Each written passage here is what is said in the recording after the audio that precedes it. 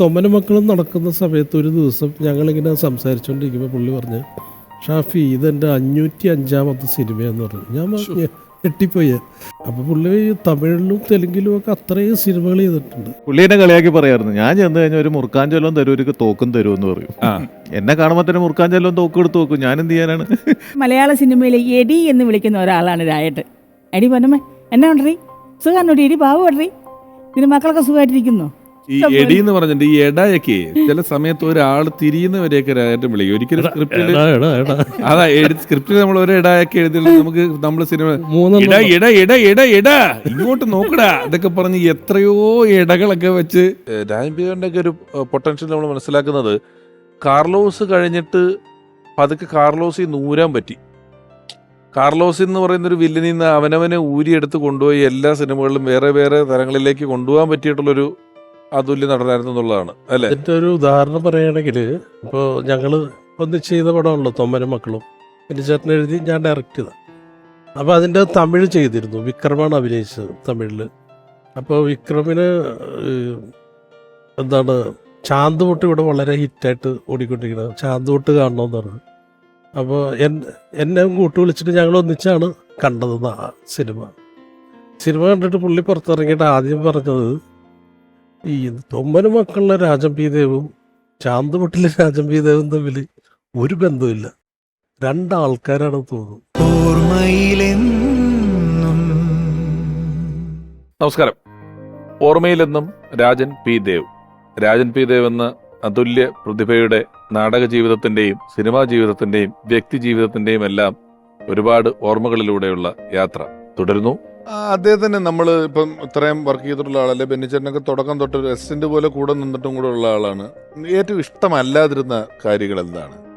പെട്ടെന്ന് ദേഷ്യം വരിക എന്നൊക്കെ ഉള്ള പോലെ എന്ത് ചെയ്താലായിരിക്കും അത് സംഭവിച്ചുകൊണ്ടിരുന്നത്? അങ്ങനെ പെട്ടെന്നൊരു ദേഷ്യം വരുന്ന സ്വഭാവം ഷൂട്ടിംഗ് സമയത്തോ അല്ലാതെയുള്ളൊരു സ്വകാര്യ നിമിഷങ്ങളിലൊന്നും ഉണ്ടായിട്ടില്ല. ചെറിയ കുറ്റപ്പെടുത്തലുകളൊക്കെ ഇങ്ങനെ വരാറുണ്ട്. അവിടെ ചെന്നപ്പോൾ നമുക്ക് വെച്ചിരുന്ന വേഷമാണ്, ആ ക്യാരക്ടർ വിളിച്ചിട്ട് പിന്നെ അവർ രണ്ടാമത് വിളിച്ചില്ല എന്നൊക്കെ പറഞ്ഞ ചെറിയ ചെറിയ പരിഭവങ്ങളെ പറയാറുള്ളൂ. വളരെ സ്വാഭാവികമായിട്ടുള്ള പരിഭവങ്ങളെ പറയാറുള്ളൂ. പിന്നെ പുള്ളിനെ കുറ്റം പറഞ്ഞു മറ്റാള് രാജേട്ടനെ കുറിച്ച് ഇങ്ങനെ പറഞ്ഞു എന്നൊക്കെ പറയുന്ന ഒരു സമയത്തും പുള്ളി റിയാക്ട് ചെയ്യുന്ന അവനൊക്കെ അങ്ങനെ പറയുള്ളൂ, അല്ലെങ്കിൽ അത് അവൻ്റെ വലിയ പ്രതികാര ബുദ്ധി ഇല്ലാത്ത ഒരാളായിരുന്നു. അല്ല, അത് എനിക്ക് തോന്നുന്നത് നാടകത്തിന്റെ ഒരു എക്സ്പീരിയൻസ് ഭയങ്കരമാണ്. അല്ല, പുള്ളി സോഫ്റ്റാണ്. പുള്ളീനെ ഞാൻ കണ്ടിട്ടുണ്ട്, ചിലരൊക്കെ ഇറിറ്റേറ്റ് ചെയ്യണ കണ്ടിട്ടുണ്ട്. അടിച്ചൊക്കെ വന്നിട്ടേ പുള്ളി എടുത്ത് തമാശക്കാണ് എടാ രാജ എന്നൊക്കെ പറഞ്ഞിട്ട് പുള്ളി ഡയറക്ടർ സാർ എന്നെ ഇയാൾ അപമാനിക്കുന്നു, അതൊക്കെയാണ് പുള്ളിയുടെ റിയാക്ഷൻ മാക്സിമം. അല്ലാതെ പുള്ളി അങ്ങനെ ദേഷ്യപ്പെടുകയോ, സീനിയർ ആയിട്ടുള്ള ആളല്ലേ, പക്ഷെ പുള്ളി അങ്ങനെ ദേഷ്യപ്പെടുന്നു. ഭയങ്കര നർമ്മബോധമായിരുന്നു, ജീവിതത്തിലും ഭയങ്കര നർമ്മം പറയുമായിരുന്നു. അത് നമ്മൾ ചിരിച്ചു പോകും. നമ്മള് പുള്ളിനെ കാണുമ്പോൾ ഒരു ഗൗരവ സ്വഭാവമുള്ള വില്ലൻ പരിവേഷമുള്ള ഒരാളല്ല, പക്ഷെ ഇല്ല, വളരെ ശുദ്ധ മനസ്സും കുട്ടികളുടെ പോലെയുള്ള പ്രകൃതവും നല്ല നർമ്മം പറയുമായിരുന്നു. പുള്ളി പറഞ്ഞിട്ടുള്ള ഒരു കോമഡി പിന്നീട് ഇങ്ങനെ പലയിടത്തും ഉപയോഗിച്ച് ഞാൻ കണ്ടിട്ടുണ്ട്. അതായത് ഞാനും രായേട്ടനും കൂടി ഒരു കല്യാണ വീട്ടിൽ ചെല്ലുമ്പോഴേക്കും ഒരു സുന്ദരിയായിട്ടൊരു പെങ്കൊച്ചി മുമ്പിൽ കൂടി രായേട്ടനെ കണ്ട് ചിരിച്ചിട്ട് പോയി. അപ്പോൾ രായേട്ടൻ പറഞ്ഞതാണ്, ഇതുങ്ങളെ കാണുമ്പോഴാണ് വീട്ടിലുള്ളതിനെടുത്ത് കിണറ്റിലിടാൻ തോന്നണേന്ന് പറഞ്ഞു. ആ സാധനം പിന്നീട് അപ്പൊ ഞാൻ പറഞ്ഞു, ഇത് തന്നെ ചിലപ്പോ ചേച്ചിയും പറയോട്ടാന്ന് പറഞ്ഞു. അതെ അവള് കേക്കണ്ട പറഞ്ഞിട്ട് ഇങ്ങനെ പറഞ്ഞു. അത് പലയിടത്തും പിന്നീട് പല രീതിയിൽ പലയിടത്തും വന്ന്. അപ്പൊ അങ്ങനെയുള്ള ഹ്യൂമറുകൾ സ്പോണ്ടേനിയസ് ആയിട്ട്. അല്ല, ഇപ്പൊ നമ്മള് കുറച്ചുകൂടെ മൊബൈൽ വന്നിട്ടോ അല്ലാതെയോ അവനവന്റെ കാരാവാനിൽ ഇരുന്നിട്ടോ ഒക്കെ നമ്മൾക്ക് ആൾക്കൂട്ടത്തോട്ട് ഇടപെടുക, ആൾക്കൂട്ടത്തെ ഉൾക്കൊള്ളുക എന്ന് പറയുന്നത് വലിയ പാടാ. അത് രാഷ്ട്രീയത്തിനൊക്കെ ഉണ്ട്. എല്ലാരെയും കണ്ട് ചിരിക്കുക, എല്ലാരെയും കണ്ട് തൊഴുക, ക്ഷയിക്കാൻ തൊടുക എന്നുള്ളത് പൊതുവെ ഇപ്പം പ്രസിദ്ധരായ ആളുകൾക്ക് ഇച്ചിരി അസ്വസ്ഥത ഉണ്ടാക്കുന്ന കാര്യമാണ്. ഒരുപക്ഷെ നാടകത്തില് എത്രയോ ഉത്സവപ്പറമ്പുകളിൽ ആളുകളുടെ അടുത്ത് ചെന്ന് കണ്ടു, അവിടുന്ന് ഇവിടുന്നും വഴിന്ന് കഴിച്ച് നിന്നും അങ്ങനെ വന്നിട്ട് സിനിമയിലെത്തുന്ന ഒരാളായതുകൊണ്ടായിരിക്കും ആ ഒരു സമീപനം എല്ലാത്തിലും. അതുപോലെ ആരെയും വെറുപ്പിക്കരുത് എന്നുള്ളൊരു പോളിസി ഉണ്ട് പുള്ളി. അവരുടെ ഭാഗത്ത് നിന്ന് ഇറിറ്റേഷൻ ഉണ്ടെങ്കിലും പുള്ളി അതൊരു തന്മയത്വമായിട്ട് അത് കൈകാര്യം ചെയ്ത് വിടും. അത് ഈ ഉത്സവപ്പറമ്പിലൊക്കെ തന്നെ പലരും തോളത്ത് കീടാൻ വരുമല്ലോ, ആരാധന കൊണ്ട്. അപ്പൊ അവരൊക്കെ അങ്ങനെ സോപ്പിട്ടിട്ട് പുള്ളിയുടെ ആളാക്കി മാറ്റും പുള്ളി. അത് ഭയങ്കര കഴിവാണ് പുള്ളിക്ക്. ഇനി ഒരാളെ കൂടി ഞാൻ സ്വാഗതം ചെയ്യുകയാണ്. നമ്മൾ ഇത്രയും നേരം ഓർത്തുകൊണ്ടിരിക്കുന്ന നമുക്ക് വളരെ പ്രിയപ്പെട്ട രാജൻ പി ദേവ് സാറിന്റെ മകൻ ഇപ്പോൾ അഭിനേതാവാണ്. നിരവധി സിനിമകളിൽ അദ്ദേഹം മികച്ച വേഷങ്ങളെ അവതരിപ്പിച്ചുകൊണ്ടിരിക്കുന്നു. സ്നേഹപൂർവ്വം ഓർമ്മയിൽ നിന്നും രാജൻ പി ദേവ് എന്ന ഈ ലക്കത്തിലേക്ക് സ്വാഗതം ചെയ്യുന്നു. ജുബിൽ രാജൻ പി ദേവ്.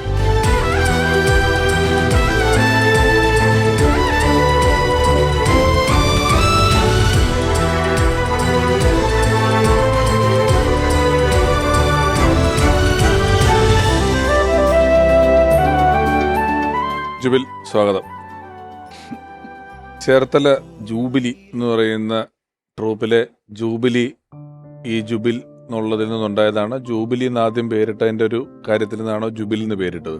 ജൂബിലിയാണ് ആദ്യം ഉണ്ടായത്. ചേർത്തല ജൂബിലി ലോപിച്ചാണ് ജൂബിലി ഉണ്ടായത്. ട്രൂപ്പാണ് ആദ്യം അല്ലേ? ട്രൂപ്പ് കഴിഞ്ഞിട്ട് ആ ട്രൂപ്പിന്റെ പേരിന്റെ ഓർമ്മയ്ക്കാണ്. അതെ, ട്രൂപ്പിന്റെ പേര് റെപ്രസെന്റേറ്റ് ചെയ്തിട്ടാണ് ജുബിൽ എന്നുള്ള പേരിട്ടത്. സാധാരണ എല്ലാരും മറ്റേ മക്കളുടെ പേര് സ്ഥാപനങ്ങൾക്ക് ഇടും. സ്ഥാപനങ്ങളുടെ പേര് മക്കൾക്ക് ഇട്ടേക്കാൻ അപൂർവം ആൾക്കാരിൽ ഒരാളാണ് ഞാനും ആദ്യമായിട്ട്. അതാ ഞാൻ കൺഫേം ആയിട്ട് ചോദിച്ചേ. പല സ്ഥാപനങ്ങളും ഈ പറഞ്ഞ പോലെ മക്കളുടെ പേര് ഇട്ട് തുടങ്ങിയ ആൾക്കാരുണ്ട്. ഇത് ഓൾറെഡി ഉള്ള സ്ഥാപനത്തിന്റെ ആദ്യത്തെ മകനാണ് രാജന്റെ, അത് ജുബിൻ തിയേറ്റർ. രണ്ടാമത്തേതാണ് ഇത്. ആ അതെ അതെ, മൂത്ത കുട്ടി നാടകമായിരുന്നു. അതെ, രണ്ടാമത്തെ കുട്ടിയാണ് ഇതായിട്ടും വന്നു. നാടകം ഇപ്പൊ പറഞ്ഞു ബെന്നിച്ചേട്ടനൊക്കെ വരുന്ന സമയത്ത് വീടിന്റെ തൊട്ടടുത്ത് തന്നെയാണോ ക്യാമ്പൊക്കെ ഉണ്ടായിരുന്നത്? ആദ്യത്തെ ഞാൻ ചെല്ലുമ്പോൾ തറവാട് വീടായിരുന്നു. തറവാട് വീടിന്റെ അവിടെ ആയിരുന്നു റിഹേഴ്സൽ ക്യാമ്പ് ഇട്ടത്. അപ്പമാഷിന്റെ വീടെന്ന് പറയും. പിന്നീട് വീടിനടുത്ത് തന്നെ ഓഡിറ്റോറിയം ഒക്കെ പണിത് ക്യാമ്പ് ഉണ്ടാക്കി. ക്യാമ്പ് പിന്നീട് എല്ലാ നാടകങ്ങളും ആ വീടിനടുത്ത് തന്നെയുള്ള ഓഡിറ്റോറിയത്തിലായിരുന്നു. ഞാൻ ആദ്യ നാടകം എഴുതിയിട്ട് വായിക്കാൻ ചെല്ലുന്ന സമയത്ത് ഇവനവിടെ മുറ്റത്തൊക്കെ ഓടിക്കളിക്കുന്ന പ്രായമോ അന്നോട്ട് ഇവനെ കാണുന്നതാണ്. അപ്പോൾ റിഹേഴ്സൽ ക്യാമ്പിലൊക്കെ ഇവൻ വന്നവിടെ രാജേട്ടൻ ഇല്ലാത്തപ്പോൾ ആ കസേരമേൽ ഈ ഒരു ചാരി കസേരയുണ്ട്. അപ്പോൾ ഡയറക്ടറുടെ കസേരയിൽ ഇവരെ ഞങ്ങൾ ഇരുത്തും. രാജേട്ടനില്ല, നീ എവിടെ ഇരിക്കുന്നു പറഞ്ഞു. അവൻ അവിടെ ഇരുന്നുണ്ട് നാടകം കണ്ട്. അപ്പോൾ കുട്ടിക്കാലം മുതൽ നാടക റിഹേഴ്സലും നാടകമായിട്ടൊക്കെ തന്നെയാണ് വളർന്നേക്കുന്നത്. വലിയ ബന്ധമുള്ളത് അല്ലേ? ജുബിലി നാടക പ്രവർത്തനം ഉണ്ടായിട്ടുണ്ടോ അതോ നേരെ സിനിമയിലായിരുന്നോ? ഇല്ല, ഡാഡിച്ചന്റെ കൂട്ടത്തിൽ ഇങ്ങനെ നാടകം അസോസിയേറ്റ് ചെയ്യാനൊക്കെ നിർത്തുമായിരുന്നു. അപ്പൊ അന്നേരം നാടകത്തിനെ കുറിച്ചൊക്കെ ഇങ്ങനെ ഡാഡിച്ചൻ ആണോ? ഡാഡിച്ചൻ വിളിക്കുന്നത്. അതെ അതെ. അപ്പൊ ഡാഡിച്ചൻ ഇങ്ങനെ പറയും. പിന്നെ എപ്പോഴും എനിക്ക് തരുന്നൊരു ഉപദേശമുണ്ട്, നാടകം വളരെ സിമ്പിൾ ആയിരിക്കണം, ഡയലോഗൊക്കെ. ജൂബിലിയുടെയും അങ്ങനെ നാടകങ്ങളുടെ പ്രത്യേകത അതായിരുന്നു. വളരെ സിമ്പിൾ ആയിട്ടുള്ള സാധാരണക്കാർക്ക് മനസ്സിലാകുന്ന, കണക്ട് ചെയ്യുന്ന. അച്ഛൻ പറയും എൻ്റെ മറ്റേ ഉൾത്തടങ്ങളിൽ ഉണ്ടാകുന്ന മറ്റേ വികാരങ്ങൾ എനിക്ക് വിശക്കുന്നു, ഇത്രയും പറഞ്ഞാൽ മതി. മറ്റേത് മനസ്സിലാകത്തില്ല. കമ്മ്യൂണിക്കേറ്റ് ചെയ്യാൻ വേണ്ടിയാണ് നാടകം. അതെ, നാടകം കൂടുതലും വളരെ സാധാരണപ്പെട്ട സ്ഥലങ്ങളിൽ അവതരിപ്പിക്കപ്പെടുന്ന ഒരു കലയാണല്ലോ. അതെ. അപ്പൊ അങ്ങനെയുള്ള കാര്യങ്ങളൊക്കെ പഠിപ്പിച്ചു തരുമായിരുന്നു. പിന്നെ ഒരു സ്റ്റേജിന്റെ പോളിസീസ് കാര്യങ്ങൾ ഒക്കെ എല്ലാം നാടകം സ്ക്രിപ്റ്റ് വായിക്കുമ്പോൾ തൊട്ട്, അല്ലെങ്കിൽ ഡാഡിച്ചനായിരിക്കും മിക്ക നാടകങ്ങളിലും ത്രെഡ് ഇങ്ങനെ കൊടുക്കുന്നത്. പിന്നെ അതായിരിക്കും ഡെവലപ്പ് ആകുന്നത്. ജൂബിലി ഇപ്പം കളിക്കുന്നുണ്ടോ? ഇല്ല, ജൂബിലി ഇപ്പോൾ നിർത്തിയിട്ടുണ്ട്. ഞങ്ങൾ കൊറോണയ്ക്ക് ശേഷം പിന്നെ ചെയ്തിട്ടില്ല. കോവിഡിലാണ് നിന്ന് പോയത്. അതുവരെ ചെയ്തിട്ടുണ്ടല്ലേ? ഡാഡിച്ചൻ മരിച്ചതിന് ശേഷവും ജൂബിലി മുന്നോട്ട് പോയിരുന്നു. പിന്നീട് ഒരു പ്രാവശ്യം ഫ്ലഡിൽ നമ്മൾ തുടങ്ങിയപ്പോൾ തന്നെ ഫ്ലഡ് വന്നു. അടുത്ത പ്രാവശ്യം കൊറോണ വന്നു. പിന്നെ ചെയ്തു. 2 ഫ്ലഡും ഒമിക്രോണും ഒക്കെ ഇട്ട് 4-5 വർഷം ശരിക്കും എന്റർടൈൻമെന്റ് ഫീൽഡ് ശരിക്ക് ആടിയായിട്ട് സമയങ്ങളിലൊക്കെ ആയിരുന്നു. അതിനുശേഷം പിന്നെ ചെയ്തില്ല. ഇനിയിപ്പോ വീണ്ടും സ്റ്റാർട്ട് ചെയ്യണമെന്നുണ്ട്. പിന്നെ ഇപ്പൊ ഈ പറഞ്ഞ പോലെ തന്നെ സിനിമയുടെയും അല്ലാണ്ട് ബിസിനസ്സും ഉണ്ട്. അപ്പൊ അതിന്റെയൊക്കെ ഗ്യാപ്പിൽ നോക്കിയിട്ട് വേണം ഇനി ചെയ്യാനായിട്ട്. വലിയ ആഗ്രഹമുണ്ട്. കാര്യം ഒന്നുമില്ലെങ്കിൽ എനിക്ക് ആ പേരല്ലേ ഇട്ടേക്കുന്നേ. അപ്പൊ ജൂബിലി നിന്ന് പോരുക എന്നുള്ളൊരു ആഗ്രഹമുണ്ട്. തീർച്ചയായിട്ടും അത് തുടങ്ങേണ്ടതാണ് അല്ലേ? തീർച്ചയായും. നാടകം ഈ വലിയ അധ്വാനമുണ്ട് കേട്ടോ. നാടകം നടത്തിക്കൊണ്ട് പോയിട്ടുണ്ട്. അല്ലെങ്കിൽ ഒരു ട്രൂപ്പൊക്കെ നടത്തിയിട്ടുള്ള ആളുകൾക്ക് അറിയാവുന്ന ഒരു വലിയ അധ്വാനം അതിന്റെ ബാക്കിലുണ്ട്. അതിന്റെ ഒരു സിനിമ ഹിറ്റായ കിട്ടുന്ന പോലെയോ ഒരു സിനിമയിൽ അഭിനയിക്കുന്നതിന്റെ പ്രതിഫലം പോലെയോ ഒന്നുമുള്ള തിരിച്ചു കിട്ടലുകൾ ഭയങ്കര ഹിറ്റായെന്ന് പറഞ്ഞ നാടകത്തിനൊക്കെ ഒരു പരിധിയൊക്കെ ഉണ്ട്. നമ്മൾ മുടക്കുന്ന കാശ് തിരിച്ചു കിട്ടണമെന്നില്ല. ഇപ്പൊ 25 രൂപയൊക്കെ വരും ഒരു നാടകം തീരണമെങ്കിൽ. 25 നമ്മൾ ചെയ്യുന്ന നാടകത്തിന്റെ കോണ്ടന്റ് പോലെ ഇരിക്കും. ഒത്തിരി സെറ്റ് വർക്കും കാര്യങ്ങളൊക്കെ വേണ്ടതാണെങ്കിൽ നല്ല പ്രൈസ് ആവും. റിഹേഴ്സലും ക്യാമ്പും വണ്ടിയൊക്കെ കൂടെ നല്ലൊരു 15 ലക്ഷം രൂപ. കാര്യം ഇപ്പൊ പഴയ പോലെ അല്ലല്ലോ. ഇതേപോലത്തെ ഇത്രയും LED വാളും സിസ്റ്റംസും കാര്യങ്ങളും ഒരുപാട് സെറ്റ് വേദികൾ പറഞ്ഞല്ലോ. പണ്ട് ഇപ്പൊ എന്റെയൊക്കെ ചെറുപ്പത്തില് പാലാരിവട്ടം അമ്പലം ഉത്സവങ്ങൾക്ക് നാടകം ഉണ്ടാവും. എളമക്കര, എട്ടുകാട്ടില്, അയ്യപ്പൻകാവ്, ഇവിടെ എല്ലായിടത്തും ഒരു നാടകം ഉത്സവത്തിന്, ഒരു നാടകം ഗാനമേള. ഇപ്പൊ പ്രസ്ഥാനമേ ഇല്ലല്ലോ, ഓഡിയൻസ് ഇല്ല. ഓഡിയൻസ് അങ്ങനെ ഒന്ന് നിലത്തിരിക്കാനൊന്നും തറയിലിരിക്കാൻ തയ്യാറുള്ള ആൾക്കാർ, റെഡി ആയിട്ടുള്ള ആൾക്കാർ. ഞാനൊക്കെ കണക്കിന് നാടകം പാലക്കാട് പരിപാടിക്ക് പോകുമ്പോ പായ ചുരുട്ടി കൊണ്ടുവരുന്നവരുണ്ടായിരുന്നു. പാലക്കാടല്ല, എറണാകുളത്ത്. അതെ, പായ ചുരുട്ടി തന്നെ വരുന്നത്. പായുടെ കഷ്ണം കൊണ്ടുവരും. ആ അല്ലാതെ പൊതുവെ കൾച്ചറായിരുന്നു അത്. രാത്രി നാടകത്തിന് പോകുന്ന പായ ചുരുട്ടി പോകുന്ന എന്റെ ചെറുപ്പത്തിലൊക്കെ ഞാൻ കണ്ടിട്ടുണ്ട് അങ്ങനെ ഓഡിയൻസ് വരുന്നത്, അങ്ങനെ പായ ചുരുട്ടി വന്ന് അതോ അതിനിടെ മറ്റേ അട്ടാണിക്കടല വിൽക്കുന്ന ഒരാളുടെ ഒരു പാസിങ്ങും കാര്യങ്ങളും റെഡ് കർട്ടനും ഒക്കെ ആയിട്ട് താൻ പോയിട്ടുണ്ടോ നാടകത്തിന് ജുബില് എപ്പോഴെങ്കിലും? പിന്നെ ഞാൻ പോയിട്ടുണ്ട്. കൂട്ടത്തില് വണ്ടി നാടക വണ്ടി പോകുന്ന നമുക്ക് ഭയങ്കര സന്തോഷമുള്ള കാര്യമായിരുന്നു. ആ പിന്നെ ഈ പോകുമ്പോഴേ കണ്ടാകുന്ന വണ്ടിയിലുണ്ടാകുന്ന ഇപ്പം ചേട്ടന്റെ പരിപാടികളൊക്കെ കാണുമ്പോഴേക്കും ഉണ്ടാകുന്ന കൂടുതൽ മുഹൂർത്തങ്ങൾ ചേട്ടൻ പറയുന്നത് എല്ലാം ഈ നമ്മള് വണ്ടിയിൽ പോകുമ്പോൾ അല്ലേ? അതെ. അപ്പൊ ഇതങ്ങനെ കുറെ കാര്യങ്ങൾ കിട്ടും. അപ്പൊ അതുകൊണ്ട് ഞാൻ സ്കൂളില്ലാത്ത ദിവസങ്ങളിൽ അല്ലെങ്കിൽ അങ്ങനെ ഗ്യാപ്പിനൊക്കെ കയറി പോകുമായിരുന്നു നാടകവണ്ടിയിൽ. നമ്മുടെ എൻ്റെ ഒരു ജീവിതത്തിന്റെ ഭാഗമായിരുന്നു നാടകം. വീടിന്റെ മുറ്റത്തുനിന്നും കൂടെ പറയുന്നതിനകത്ത്. ഇപ്പൊ സിനിമ എത്ര എണ്ണം കഴിഞ്ഞു ജുബില്? ഞാനിപ്പോ ഒരു 36 സിനിമകൾ ചെയ്തു, കംപ്ലീറ്റ് ചെയ്തു, മലയാളത്തിലും തമിഴിലുമായിട്ട്. തമിഴിൽ ചെയ്തു, 3 പടം ചെയ്തു. ഇപ്പൊ അടുത്തത് ശരത് കുമാർ സാറിന് ഓപ്പോസിറ്റ് വില്ലനായിട്ടൊരു പടം വിളിച്ചിട്ടുണ്ട്. Very good, very good. Next year ജനുവരി കൊള്ളിച്ചത് തുടങ്ങും. പണ്ട് ബെന്നിച്ചേട്ടൻ ട്രൂപ്പ് എടുത്തിട്ടുണ്ട്, നാടൻ ട്രൂപ്പ്. 15-ാം തീയതി നാടകം എന്ന് പറഞ്ഞു പുള്ളിക്ക് ടെൻഷനാണ്. കാരണം നാടകം ഉള്ള ദിവസം 1000 രൂപ കയ്യിന്ന് പിരിച്ചുവിടാനായിട്ട്. കൊച്ചിൻ മഹാത്മാ എന്ന് പറഞ്ഞ എന്റെ ഒരു കസിൻ ഉണ്ട്, ബേബിച്ചനും ഞാനും കൂടി ആണ്. ഞാൻ തന്നെ എഴുതി സംവിധാനം മഹാത്മാ. കൊച്ചിൻ മഹാത്മാ. എന്റെ മണവാട്ടി എന്ന് പറയുന്നത് അത് കൊച്ചിൻ സിദ്ധാർത്ഥ. അത് ഞാൻ തന്നെ എഴുതിയ നാടകം. ഇത് ദേശീയ മൃഗം, ഡോക്ടറോട് ചോദിക്കാം, സ്റ്റേറ്റ് അവാർഡ് കിട്ടിയ നാടകങ്ങളാണ്. ഈ സലീമേട്ടന്റെ പെങ്ങടെ മോൻ ബിജു അതിൽ അഭിനയിച്ചിട്ടുണ്ടോ? ബിജു കൊച്ചിൻ സിദ്ധാർത്ഥയിൽ. സിദ്ധാർത്ഥ ശ്രീനി ജയിക്കപ്പെട്ടൻ, ഞാൻ നേരത്തെ പറഞ്ഞ ജയിക്കപ്പെട്ടന്റെ ഒക്കെ ട്രൂപ്പായിരുന്നു. അപ്പൊ എന്താ പറയുക, നാടകമുള്ള ദിവസം നമുക്ക് ടെൻഷനാ. അന്ന് കയ്യിൽ നിന്ന് 1000-2000 രൂപ കൂടി വെച്ചിട്ട് വേണം ട്രൂപ്പ് പിരിച്ചിടാൻ, മനസ്സിലല്ലേ? അപ്പൊ ഇന്ന് നാടകം ഉണ്ടെന്ന് പറയുമ്പോ അയ്യോ. അത് ശരിക്കും ചെറിയ ട്രൂപ്പുകളാ കൂടുതലും. ഇവരുടെ എന്നൊക്കെ പറഞ്ഞ ഈ അതിലെ സ്റ്റാറുകളാ. ഒരു 10ഓളം ട്രൂപ്പുകൾ ഇവിടെ നിർബന്ധമായി ഇത്ര പ്രോഗ്രാം ചെയ്യും. അത് മാത്രമല്ല, ഈ സ്റ്റേജ് നമുക്ക് 1000 വേണ്ട, നമുക്ക് 200 രൂപ ഉണ്ടെങ്കിൽ പിരിച്ചുവിടാം. അവരുടെ 1000 രൂപ വേണമായിരുന്നു. ഞങ്ങൾ മറ്റേ മേജർ ആയതുകൊണ്ട് 200 രൂപ മതിയായിരുന്നു. എന്നാലും ചെലവുണ്ട് അല്ലെ, വലിയ പാടാ നടത്തി. അല്ല, പുതിയ ട്രൂപ്പുകളാകുമ്പോൾ സ്വന്തമായിട്ട് വണ്ടിയൊക്കെ ഇല്ലാത്തവർക്ക് എസ്റ്റാബ്ലിഷ് ആകാൻ വേണ്ടിയിട്ട് ഒരു ഏരിയയിൽ കളിക്കുക. അപ്പൊ തൃശ്ശൂർ കളിച്ചു കഴിഞ്ഞാല് അവിടെ ഇപ്പൊ ഒരു പാർട്ടി വരുമ്പോ നിസ്സാര കാശിനാണെങ്കിൽ ചിലപ്പോ ആ ബുക്കിംഗ് എടുക്കും. കാരണം അവിടെ കളിച്ചു കഴിഞ്ഞാൽ അവിടുത്തെ ക്ഷേത്രങ്ങൾ, പള്ളികളിലൊക്കെ കിട്ടാൻ ചാൻസ് ഉണ്ട്. അപ്പൊ അത്തരം ഏജൻസികൾ അവിടെ വരുത്തും. അപ്പൊ ആ റേറ്റ് നോക്കാതെ അവിടെ കളിക്കും. അപ്പൊ കയ്യിൽ നിന്ന് കാശ് വെക്കേണ്ടി വരും. അങ്ങനെയുള്ള പരിപാടികളാണ് വേണ്ടത്. ഇപ്പൊ ബെന്നിച്ചേട്ടൻ ആദ്യമായിട്ട് എഴുതിയ ഫസ്റ്റ് ബെൽ എന്ന് പറയുന്ന സിനിമയില് അച്ഛൻ ഇതല്ലേ നാടക ട്രൂപ്പിന്റെ? അതെ അതെ അതെ അതെ, രാജേട്ടന്റെ ക്യാരക്ടർ. അതും നാടക ബേസിലാണത്. അതായത് നാടക ട്രൂപ്പ് ിലുള്ള ഒരു നാടക വണ്ടി, വക്കച്ചനോ അങ്ങനെ. വക്കച്ചൻ. അപ്പൊ നാടക ട്രൂപ്പ് നടത്തുന്ന നാടക മുതലാളിയായിട്ട് തന്നെയാണ് രാജൻ ചേട്ടന്റെ റോള്, വക്കച്ചൻ എന്ന് പറയുന്നത്. അപ്പൊ ട്രൂപ്പിൽ നടക്കുന്ന തലവേദനകളും പ്രശ്നങ്ങളൊക്കെ അതിൻ്റെ അകത്ത് അവതരിപ്പിച്ചിട്ടുണ്ട്. അപ്പൊ ആ നാടക വണ്ടി പോയിട്ട് ഒരു സ്ഥലത്ത് ബ്രേക്ക് ഡൗൺ ആയിട്ടുണ്ടാവുന്ന വിഷയങ്ങളാണ് അതിന്റെ പ്രധാന വിഷയമായിട്ട് മാറുന്നത്. അപ്പൊ രാജേട്ടന്റെ ക്യാരക്ടർ രാജേട്ടന്റെ ഒരു ആത്മകഥാംശം പോലെ തന്നെ ഉണ്ടാക്കിയ ക്യാരക്ടറാണത്. നിങ്ങൾ വളരെ ചെറുപ്പത്തിൽ ഈ നാടകം എന്ന് പറഞ്ഞു കഴിഞ്ഞാൽ നമ്മുടെ സ്കൂളിലൊക്കെ പോകുമ്പോൾ അന്ന് ഈ സിനിമാ നടന്റെ മോൻ എന്നുള്ള ഒരു പ്രിവിലേജോ കാര്യങ്ങളോ ഒക്കെ ആരെങ്കിലും ചോദിച്ചിരിക്കുമായിരുന്നോ? അതോ ഈ അച്ഛൻ വില്ലനായിരുന്നല്ലോ? അതെ അതെ. അതൊക്കെ കൂട്ടുകാരൊക്കെ ചോദിക്കുകയൊക്കെ ചെയ്യുമോ ആ സമയത്ത് സിനിമ കണ്ടിട്ടൊക്കെ? എനിക്ക് ഓർമ്മയില്ല. എന്റെ കുഞ്ഞിൽ എനിക്കൊന്നും, ഞാൻ UKG-ലോ മറ്റു പഠിക്കുമ്പോഴാണ് ഇന്ദ്രജാലം സിനിമ നടക്കുന്നത്. അപ്പൊ അന്ന് തൊട്ട് എല്ലാവർക്കും ഈ ഇന്ദ്രജാലത്തിലെ വില്ലനോട് അങ്ങനെ ഒരു വെറുപ്പുണ്ടാവുന്ന ഒരു വില്ലനല്ലല്ലോ, ചെറിയൊരു ഇഷ്ടവും കൂടി അയാൾക്കൊരു ഹ്യൂമറൊക്കെ ഉണ്ട്. അതെ അതെ അതെ അതെ. അപ്പൊ അതുകൊണ്ട് ആ ഒരു അങ്ങനെ ഒരു വെറുപ്പുണ്ടായിട്ടില്ല. എന്നാലും ഭയങ്കര കട്ട മോഹൻലാൽ ഫാനൊക്കെ ആണെന്നുണ്ടെങ്കിൽ ചിലപ്പോൾ ഒന്ന് പറയും, നിന്റെ അപ്പനെ പിന്നെ കണ്ടോളാട്ടോ എന്നൊക്കെ പറഞ്ഞ് അങ്ങനത്തെ കുഞ്ഞു പിള്ളേരൊക്കെ ഉണ്ടായിരുന്നു. അപ്പൊ അതൊക്കെ കേൾക്കുമ്പോൾ ഒരു വിഷമം. ഇനി നമുക്ക് ടെൻഷൻ ഉണ്ട്, ഇനി വഴിയിഴങ്ങാനും വെച്ച് ഇടിക്കൂ, ഞാൻ അപ്പന് വെച്ചേക്കുന്നത് എനിക്കിട്ട് കിട്ടുമോ എന്നൊക്കെയുള്ള അങ്ങനത്തെ ചെറിയ ടെൻഷനൊക്കെ കൊച്ചിലെ ഉണ്ടായിരുന്നു. പിന്നീട് നമ്മൾ എൻജോയ് ചെയ്യാൻ തുടങ്ങി ഭയങ്കരമായിട്ട്. അതാ അന്നോട്ട് ഇന്ന് വരെ, ഇന്നിപ്പോ സീറ്റിലിരിക്കുമ്പോ വരെ ആ ഒരു പ്രിവിലേജിലാണല്ലോ. അതെ. അച്ഛൻ്റെ കൂടെ തിയേറ്ററിൽ പോയി കണ്ടിട്ടുണ്ടോ സിനിമകള്? സിനിമ കണ്ടിട്ടുണ്ടോ ചോദ്യം അങ്ങനെയല്ല, നമ്മുടെ അച്ഛൻ അഭിനയിച്ച സിനിമകൾ കൊണ്ടുപോയി കാണിക്കുന്ന അദ്ദേഹത്തിന് അങ്ങനെ തിയേറ്ററിൽ പോകാനൊക്കെ പറ്റുമായിരുന്നോ?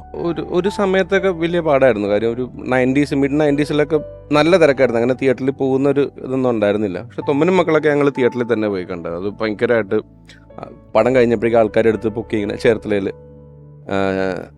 അങ്ങനെയൊക്കെ ആയിരുന്നു ആ സിനിമയുടെ ഓർമ്മയുള്ളത്. പിന്നെ കരുമാടിക്കുട്ടന് അങ്ങനെയുള്ള സിനിമകളൊക്കെ പോയി കണ്ടിട്ടുണ്ട്. പക്ഷെ വളരെ അപൂർവമായിട്ട് അങ്ങനെ കണ്ടിട്ടുള്ളൂ. ഈ നാടകം ഇപ്പോൾ നിങ്ങളുടെ വീട്ടിലുണ്ടായിരുന്നു, സിനിമ നമ്മൾ പോകണമല്ലോ. ഞാൻ തിയേറ്ററിൽ പോയെന്ന് ചോദിച്ച പോലെ തന്നെ ലൊക്കേഷൻ അനുഭവങ്ങൾ ഏതാണ്? ഏതൊക്കെ പടങ്ങളിൽ പോയിട്ടുണ്ടാവും ചെറുപ്പത്തിലൊക്കെ? ആദ്യം പോയ ലൊക്കേഷൻ ഏതാണ്? എൻ്റെ ഓർമ്മയിലുള്ളത് ഏറ്റവും ആദ്യത്തെ ഞാൻ കണ്ട ലൊക്കേഷൻ ലാൽ സലാമിൻ്റെ ലൊക്കേഷനായിരുന്നു. അതൊരു ചെറിയൊരു ഓർമ്മയുള്ളൂ, വളരെ ചെറിയൊരു ഓർമ്മ. പിന്നെ കുറച്ച് ഓർമ്മയുള്ളത് ആയിരപ്പറയുടെ ലൊക്കേഷനിൽ. പിന്നെ നല്ല ഓർമ്മയുള്ളത് തൊമ്മനും മക്കളുമായിരുന്നു. ആയിരപ്പറ കഴിഞ്ഞാൽ പിന്നെ അത്രേ ഉള്ളൂ. അതിനിടയ്ക്കൊക്കെ അങ്ങനെ വളരെ അപൂർവമായിട്ടൊക്കെ ഉള്ളൂ. പക്ഷെ ഞാൻ പോയിട്ടില്ല, ഞാൻ ഒട്ടും തന്നെ പോയിട്ടില്ല സിനിമ സെറ്റിലൊക്കെ. ഉവ്വ്. ഞാൻ ആ പടം കണ്ടേക്കുന്നത്. പിന്നെ സ്റ്റേജ് ഷോസ് ഒക്കെ ഉണ്ടെങ്കിൽ അതിനൊക്കെ കൊണ്ടുപോകായിരുന്നു, അതിനൊക്കെ കൂടെ പോകും, കാണും. ഇനി രാജൻ പി ദേവ് സാറിന് ഒരുപാട് മികച്ച കഥാപാത്രങ്ങൾ സമ്മാനിച്ചിട്ടുള്ള ഒരുപാട് ഹിറ്റ് ചിത്രങ്ങൾ നമുക്ക് വേണ്ടി ഒരുക്കിയിട്ടുള്ള പ്രിയപ്പെട്ട സംവിധായകൻ രാജസേനൻ സാർ, അദ്ദേഹത്തെ ഓർക്കുന്നു. രാജൻ പി ദേവ് എന്ന് പറയുന്ന ആക്ടർ നാടകരംഗത്തെ ഒരു കിങ് ആയിരുന്നു എന്ന് തന്നെ പറയാം, ഒരു കിങ് സ്റ്റാർ ആയിരുന്നു എന്ന് തന്നെ പറയാം. അദ്ദേഹം സിനിമയിലേക്ക് കടന്നു വന്നിട്ട് എനിക്ക് പെട്ടെന്ന് ആ കാലഘട്ടത്തിൽ ഞാൻ പെട്ടെന്ന് ചെയ്ത സിനിമകളിലൊന്നും അദ്ദേഹം ഇല്ലായിരുന്നു. പക്ഷേ ഈ അനിയമ്പാവ ചേട്ടമ്പാവയുടെ ഡിസ്കഷൻ സമയത്ത് ഈ പേര് കടന്നു വന്നു. പ്രത്യേകിച്ചും കാട്ടുകുതിര നാടകത്തിലെ അദ്ദേഹത്തിൻ്റെ കൊച്ചുവാവ എന്നോ അങ്ങനെ എന്തോ പേരുള്ളൊരു കഥാപാത്രമാണ് അദ്ദേഹം ചെയ്തിരുന്നത്. ആ കഥാപാത്രത്തിൻ്റെ ഒരു മെരിറ്റ് വളരെ വലുതാണ്. അപ്പോൾ അതിനകത്തും റാഫി മെക്കാട്ടിനും ഞാനും കൂടെ ഡിസ്കസ് ചെയ്യുന്ന സമയത്ത് അനിയമ്പാവ ചേട്ടമ്പാവയിൽ ഒരു റോള് തീർച്ചയായിട്ടും രാജൻ പി ദേവ് തന്നെയായിരിക്കും നല്ലത്. കാരണം ഏത് ഭാഷയും അദ്ദേഹത്തിൻ്റെ നാവിൽ കൂടി വഴങ്ങും. അനിയമ്പാവ ചേട്ടമ്പാവയിലെ അദ്ദേഹത്തിൻ്റെ പെർഫോമൻസും പ്രസൻസും അത്യപൂർവമായിരുന്നു. പിന്നെ അങ്ങോട്ട് സത്യഭാമയ്ക്കൊരു പ്രേമലേഖനത്തിലും വളരെ പ്രധാനപ്പെട്ട റോളായിരുന്നു. പിന്നെ ശ്രീകൃഷ്ണപുരത്ത് നക്ഷത്രത്തിളക്കം.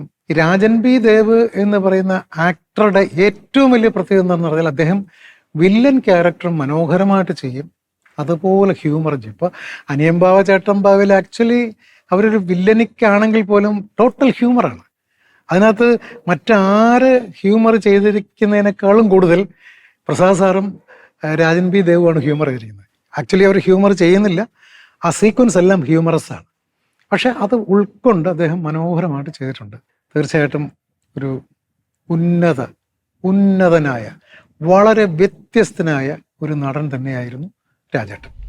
ഇപ്പം രാജസേനൻ സാർ പറഞ്ഞ ഒരു കാര്യം എന്ന് പറയുന്നത് ഈ വില്ലന് ഹ്യൂമർ എന്ന് പറയുന്നത് ഒരു രണ്ടജ്ജി നിൽക്കുന്ന, അതെ അതെ, ഇടയിൽ എവിടെയല്ല, രണ്ടും രണ്ടറ്റത്ത് നിൽക്കുന്ന, അത് രണ്ടും ഒരുപോലെ ചെയ്തിരിക്കുന്ന ഒരു സിനിമയിൽ തന്നെ അങ്ങനത്തെ ക്യാരക്ടറുകൾ ഇഷ്ടംപോലെ. ഇപ്പം ഒരു ഉദാഹരണം പറഞ്ഞാൽ പാണ്ടിപ്പടയിലെ കറുപ്പയ്യ എന്ന് പറയുന്ന കഥാപാത്രല്ലേ, പുള്ളി ഭയങ്കര പ്രശ്നക്കാരനാ ശരിക്കും. ഭയങ്കര അണ്ണൻ തമ്പിയില് അങ്ങനത്തെ ക്യാരക്ടർ തന്നെ. ഗുണ്ട സംഘം ഉണ്ട്, സ്വന്തമായിട്ട് സംഘവും ഗുണ്ടയൊക്കെ ഉണ്ടെങ്കിലും നമുക്ക് ചിരി വരുന്ന രീതിയിലാണ് ഇതിന്റെ ഒരു പെർഫോമൻസും കാര്യങ്ങളൊക്കെ ആ സമയത്ത് അദ്ദേഹം ചെയ്തു വെച്ചിട്ടുള്ളത്. അതിൽ അത്രയും വില്ലനായിട്ട് നിന്നിട്ട് ദിലീപേട്ടൻ മറ്റേ തിരിച്ച് ഹിന്ദിയിലോ മറ്റേ സംസാരിച്ച് പറയുമ്പോ തിരിച്ച് ഇപ്പറോടെ കറങ്ങി നവീട് കണ്ടു വണ്ടി എടുക്കട്ടെ മോളെ, പുള്ളി തകർന്നു പോകും അവിടെ. വില്ലനിസൊക്കെ പോയി കൊണ്ടുണ്ട്.